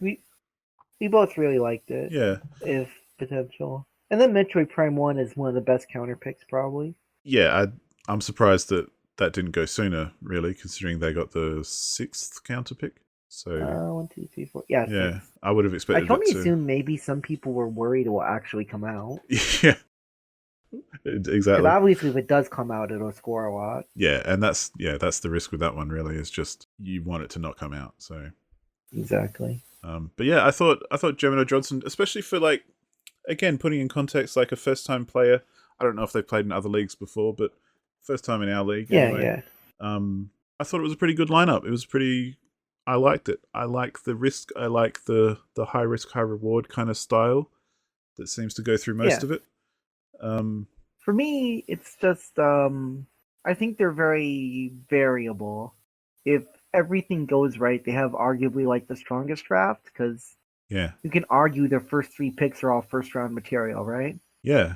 But I could also see all of their first 3 picks not even come out, honestly. Totally, but I could definitely see Silksong and Stalker 2 being in the 90s. Yeah, don't know about Starfield. Even Starfield, Fallout 4 got 88. Yeah, and that's what I mean. I could see Starfield doing definitely 80s, but I'd be surprised if it hit 90s. But who knows? Yeah. Being a fresh IP might be good. My biggest worry is just that it seems really unlikely everything kind of hits, so I would not have put them best, quote unquote. Fast forward, but they're high potential. Fast forward to October, and these might all be getting dropped, so because they're not coming out. Exactly. But I think as it stands right now, I like it. I think it's a good the I ballsy think I'd kind feel of a lot more draft. confident if we just saw anything from Silk Song. Well, exactly.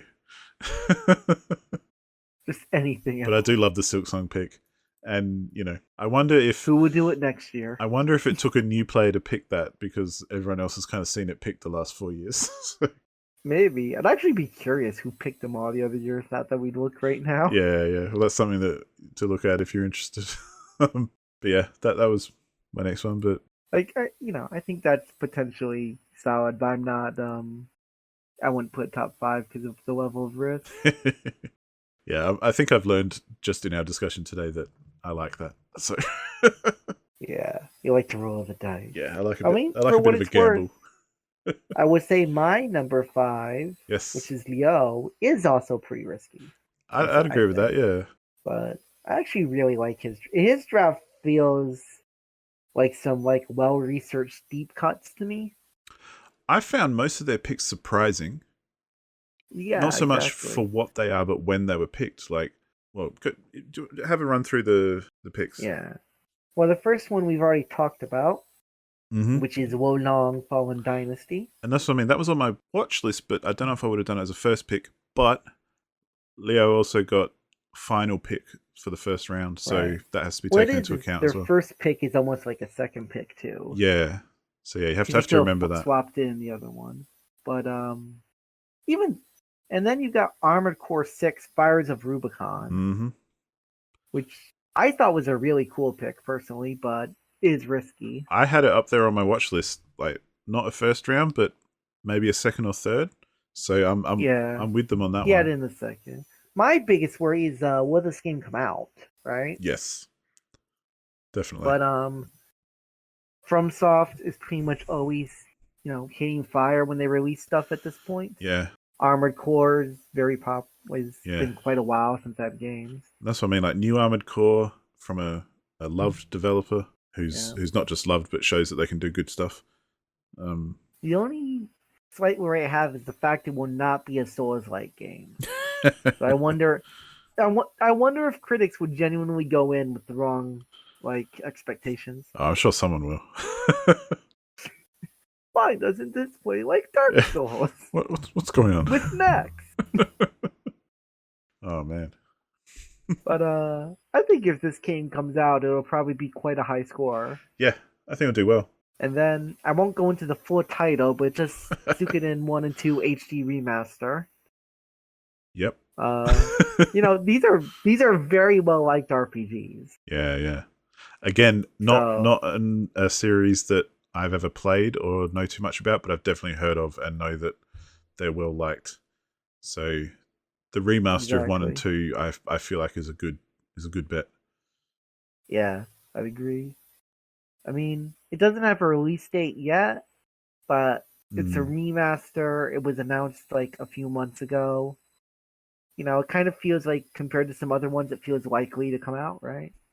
Yeah. I mean, again, I don't know. I've got no reference point for this series. It's like a really big RPG, and its claim to fame is that it has a lot of characters. Right. I think one of them has 90 playable characters you can go between and stuff. Kind of like Chrono Cross. I know Suikoden 2 is considered an all-time great RPG, good story, stuff like that. Nice. But then we got Lies of P, which we already discussed. Yep, looks awesome. Hope it's great. Cocoon, which we also discussed. Cocoon also looks awesome, yeah. I think... And the counterpick of Killer Clowns from Outer Space, the game. Yeah. Feels like a very good counterpick as much as I want it to succeed. Yeah. I think it's just niche enough that it's a pretty good counterpick, yeah. Yeah. The thing that I think is the weakest part about Leo's draft is more the lack of release dates. Yes, I agree with that. It is. They're all quality picks, but 3 of the 5 don't have a solid release date, which is a little worrying. 4 even, right? 1, 2. Oh yeah, 4. The Odyssey 2023. Yeah, it's only Wolong that has a date. Yeah, exactly. Which is worrying. That was definitely one of the reasons I almost didn't put him on and instead put Calfraud. Yeah. So you can definitely see that. But I agree. There's stacks of potential in those games. Yeah, but Like it's the kind of game where even the late round picks seem like they have a lot of potential, Yeah. and the early ones are a really good 1-2 punch for value. Yeah. I And mean, I think the fact he has one of the best counter picks compared to some other people is like a pretty big plus. yeah. I mean, I know we've talked about it at length already, but like Liza P, I Right. just hope it's not like a order 1986 or 1886 or whatever it was. Yeah, the Order Like, which 1886. still looks really cool and awesome, but just what are you doing? It's 4 hours long. Or even kind of like Ghostwire Tokyo kind of end up critically. Yeah. See, I still love Ghostwire. Why? That's why I said Yeah, critically. yeah. But having said that, I mean, Ghostwire is just very much my kind of game. Like, I can totally see why it gets criticized, and they're all Right. valid. Exactly. But so it really speaks to you personally. Yeah, it's a very much a me kind of open worldy game. So yeah. Right. But I just hope Liza P doesn't have like all style and no substance. But anyway. And I just imagined All-Star from Smash Mouth playing to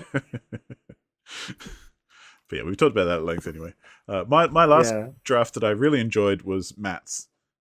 Yeah. With Bankruptcy Done Quick. And again, partly because it was kind of risky, but partly because it's all stuff that I don't know if I ever would have picked.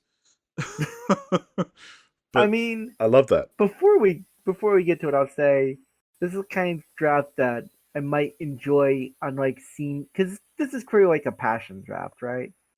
I mean, I feel like it, but I feel like there's a bit of thought put into it as well. Like, I don't want to paint Matt as like the clown. No, he's not the killer clown from outer space. He just drafted it. And I mean, the fact he got the Peppa Pig deep cut that looks like it'll work out shows he's clearly got an eye. Well, I feel like his first pick was Forspoken, which we know is sitting on a 69, sure. But I feel like it definitely, before it released, it could have gone either way. I'm going to be completely honest. Forspoken I had on a do not draft list. I thought that game was going to flop. To me, that game has always looked like it's just a tech demo. Like, the devs are the Final Fantasy 15 devs, and in my opinion, if Final Fantasy 15 did not have the Final Fantasy name, it would have been reviewed much worse. Yeah. And then the first time they tried to reveal the story, it got massively disliked for how it was doing. Yeah, I mean, I think better of it anyway because I drafted it last year, but Maybe. So I thought it was good then as well. But I don't know. There was just something about Forspoken which I thought, they could really pull this out of the bag and it'd be good. I don't know if I would have picked it as a first round pick. I think it looks really pretty, so it has that. Like, even before the game, I saw someone trying to. I forget if it was like an actual game review or not, trying to hype it up by showing like fighting an enemy. But what it showed is that the enemy had basically no AI if you just walked away from it. I've heard that actually. I read something about that, yeah. And, to me, it just had so many red flags. I thought it was a very bad pick. Yeah. I mean, yeah, and that's what I mean. I can see all that. I still think I might have picked it later in the draft. I mean, maybe with, when you're like pick 5 or whatever, it's going to have more upside, so you'll consider it, right? Yeah, that's what I mean. Like, yeah, don't know if I would have taken it first, but I kind of dig the fact that Matt did. Yeah, I mean, I think it's cool because he clearly believed in the game. I just also don't think it was good. You know what I mean? Yeah. It might not be the smartest choice. Yeah. But yeah, Skate Story as Matt's second pick, I think could be a good one. Skate Story is interesting, I would say. Mm-hmm. Like, I looked at the trailer because I hadn't heard about it until we drafted it. Yeah. Like, it has really good vibes, but as far as I can tell, there was no gameplay shown yet. It's just kind of like, you know what I mean? They showed some gameplay skating around, but not like really what you do. Yeah. But I feel like it's a classic kind of Devolver Digital game that'll hit, where it's it's like a combo of two genres. Like, do you remember Yoku's Island Express, the kind of pinball / platformer? No, I don't really remember that, admittedly. So yeah, it was a combination of a pinball game and a platformer, and so you'd platform around and you'd hit sections where you have to like pinball stuff with flippers and things, and this kind of gives me that kind of vibe. Doesn't look anything like it, but as in like a skateboarding game where you are traveling through hell. Right. I get what you mean. It's like this really unique mashup. Yeah, like, and I think that if it's executed well enough, that can be like a real measure of success, like a real recipe for I mean, I do success. think it has pretty good potential. Yeah, Like the trailer has really unique vibes, kind of almost super hot, but with hell in a way. yeah, yeah. It's got that kind of look about it. Yeah. I'm partially worried if it'll come out because some little has been shown. Mm. That might be a late year I kind of mean, thing. yeah, exactly. I mean, I actually don't think Skate 3 is necessarily a bad pick. I do think it was picked way too early Yep, no, I can see that. because with the very low hype factor and how little people were thinking about it, you could have drafted that really late and gone like so some other second round pick that went like a Dragon Guyan or whatever. Yeah, yeah. But again, that's what I mean. Like, I really like Matt's draft, as in, I feel like he hasn't based it on hype factor Yeah, I because know that's most of what I them are was pretty saying. low, for better or worse. Yeah. I Um, mean, what's interesting is Forspoken had like the decent hype factor. yeah, well, I think it was not well. I think it was just well known enough. Like, it is a blockbuster, even if it's a bit of a flop. Right. Um, I mean, it's Square Enix published yeah, and developed technically because the developer's a Square Enix subsidiary. yeah, yeah. But So obviously his yeah. third pick is Space for the Unbound, which was picked previous years. Yes, and which I thought was going to do quite good, and I'm glad it did. Yeah, well, it's come out with an 83, which is solid, especially for his Yes, third pick. yes, I thought that was a good pick from the way I saw it. Yeah. Oh wait, no, that's the game that's set in Indonesia. Oh, is it? Yeah, the other one is set in somewhere else. Shit, I was wrong earlier. Sorry, Oh, that's all right. but anyway. Yeah, but I think that was obviously a good pickup, and I remember looking at that like last year. I think Space for the Unbound and going, "Oh yeah, that looks interesting." And on my watch list, I was thinking of getting it late in the draft. The next one, Routine, I also have never heard of. It appears to be a horror game, like first-person horror. I looked at the trailer. Yeah, it looks kind of cool. I think like It looks kind of scary, but the thing that concerns me is that the trailer showed no gameplay aside from walking forward, yeah, and this game was revealed 9 years ago. really. Yes, there was a trailer from like maybe even two console generations ago, Oh, that's interesting. and that's a bit. Yeah, here it is. 9 years ago, IGN. Wow. And I'm a bit concerned that 9 years and we're getting a trailer of Walking Forward, right? Yeah, no, I can see what you mean. I like that it's published by Raw Fury because they I tend don't know to, anything about them, admittedly. yeah, they tend to do some quality stuff. They did all the Kingdom games, if you know them. Only vaguely. They've done like Bad North and Night Call, which I played not so long ago. That was an interesting little indie one. I Yeah, have one of these Kingdom games on they've been in I many got for bundles free. and things. Yeah. Oh, they published Sable. Yes, All they've right. published a lot of like interesting indie games, like in a similar way Yeah, to like yeah. Annapurna, but not the same style kind of thing. I get what you mean. So that kind of gives me a bit of positive hope. Yeah, I mean, like it looks good visually, but I have serious doubts it'll come out. And I'd say the only thing we really have to go on is that it looks good visually. Yeah, I mean, it looks interesting and it seems like a cool concept and everything. Yeah. But I won't play it because it's horror. So You're like, no, thank you. yeah, no, that'll scare me. Especially hard sci-fi horror for some reason. It really messes with me. And then yeah, his final pick, Killer Clowns. Yeah. Obviously, is a Killer Clowns game. I mean, this is one of the games I really want to succeed. I really do. Yeah. But from what I can tell, I think they said it's gonna have like microtransactions. It's like Ugh. one of those asymmetrical multiplayer horror games. Yeah, yeah.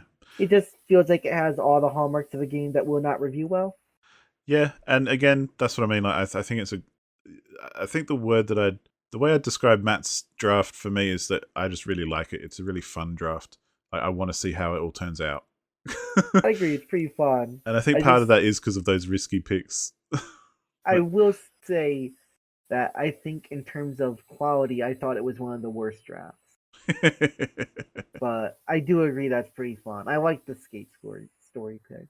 Yeah. I like that somebody picked Killer Clowns from Outer Space. Well, I even like the fact that he's had 2 games released. One of them got a 69, which is pretty bad, but one of them got an 83, which is really good. Yeah. And it was the first round pick that got the 69, Yeah. the third round that got the 83 too. That's what I mean. That's fun to me. That's amusing I'd me. agree with that. I like seeing it. It's not my draft. I don't mind. Can you imagine Star Wars Jedi Survivor 69? Oh, they'd have to, yeah. How could this happen? Like, well, EA's at it again. And of Your course, EA is all I EA. yeah. Matt's counterpicked Payday 3, which even though it's my pick, I think fair enough. That's a fair enough counterpick.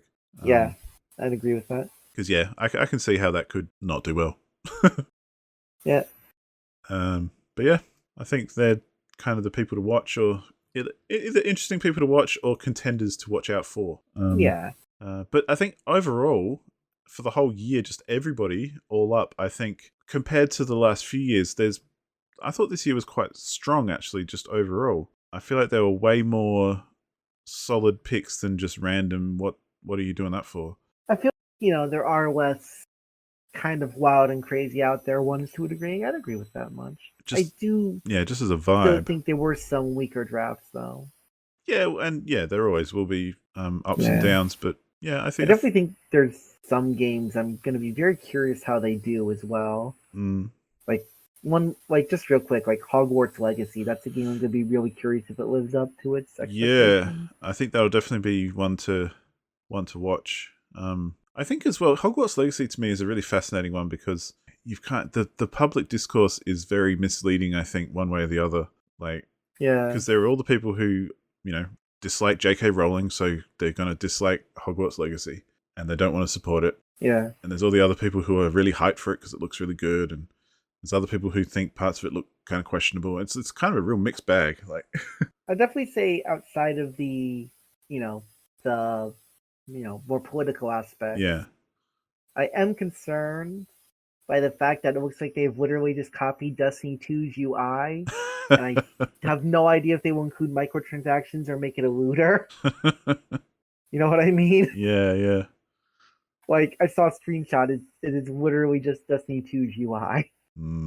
Yeah, I think that game especially is like, I think it kind of stands out a bit more than most because of all the ups and downs and politics and potential, and it's coming out soon. It's coming out February 10th, so we're gonna see what happens soon.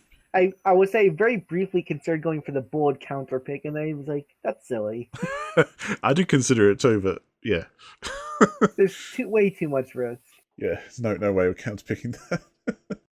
Any other kind of little short ideas on games that stood out for you that we haven't talked about? Let me go through real quick because I might have one or two. Yeah.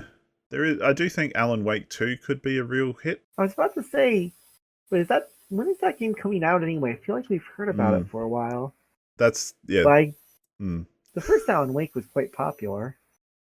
And, well, I've heard a lot of really positive stuff about Alan Wake 2 where the bits that people have seen are like, it's as good as the first one, but they've improved all the bad points. Yeah, they've learned. But, yeah. Alan Wake, I've heard, was a game that had a lot of room to iterate. Yeah, I mean, we played it for a Game of the Month, I think, a while back.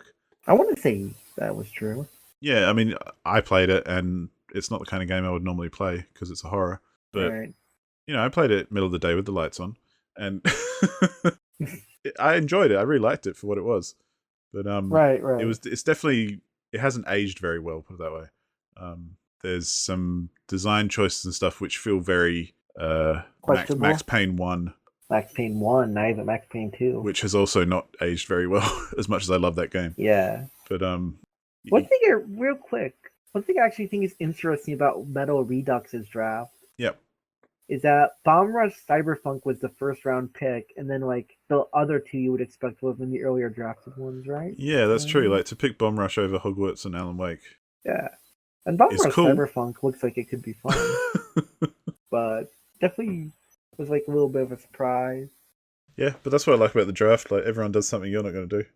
So yeah. Wild Hearts was a game I was looking at. Oh, yeah, that sounds. Yeah. It's like some kind of like samurai ninja monster hunter game. Yes, yes. I saw this on I was watching some video which are like 10 games to pay attention to this year. And I think this is one Right, of them. right. And I think that's kind of an interesting one Yeah, to that's look right. at. There are things like, Like I'll say real quick, yeah, we never talked about his draft in full, but Nob could end up having one of the stronger drafts if like System Shock comes out. absolutely. Well, and Nalb's one of those ones that I almost put him on my top drafts list. Yeah, yeah, so Because again, every year he tends to be a contender. He's exactly. like Dragon in a lot of ways. Like he's always up there and around there, and one to watch. Yeah. Um, And he's got like an interesting top to bottom one, so I'd say like that's interesting. yeah, yeah, He's kind of one to watch. no, definitely. But yeah, I think overall we should have a pretty interesting year. I I also would. I'm hoping that with some new players in the mix and that kind of thing, we're going to see some more unexpected things than we might have seen previously. Yeah, I But mean, who knows? we literally started with Peppa Pig being selected, so I think that we could see anything really. And Peppa Pig is probably going to be good too. I'm actually I'm surprised there's been so many pickups this early on as well. Like, I feel like last year there were two. yeah, I think we get a bit of a rush at the beginning and then it drops off for a little while.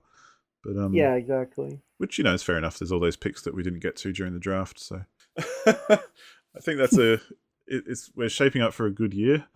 I'll be interested to see who ends up the top at the end of this year. See if it's some of the same characters or we've got some new blood. Yeah. One thing I'll say really quick, Yeah. we don't have to go into it. It feels like there were a huge amount of games releasing in February. Yeah. I think we're going to see some like really early interesting scores. I do feel like there's way more solid release dates for early stuff this year. Yeah. Which will feed into that, yeah. But yeah, I think that'll pretty much do us for this little post-draft discussion. Sounds good to me. Thanks everyone for listening if you have and making it this far. Hope it's interesting, and by all means hit us up on Discord and give us your own opinions and tell us where we're wrong. And make sure to inform us that Matt does have the best draft. Yeah, I mean, not only is it the most fun, it will be the most lucrative. I mean, when Killer Clowns gets 80, I'm gonna have to eat my socks. And yeah, good luck for the rest of the year. I think that about does it. Anything else you want to say for now?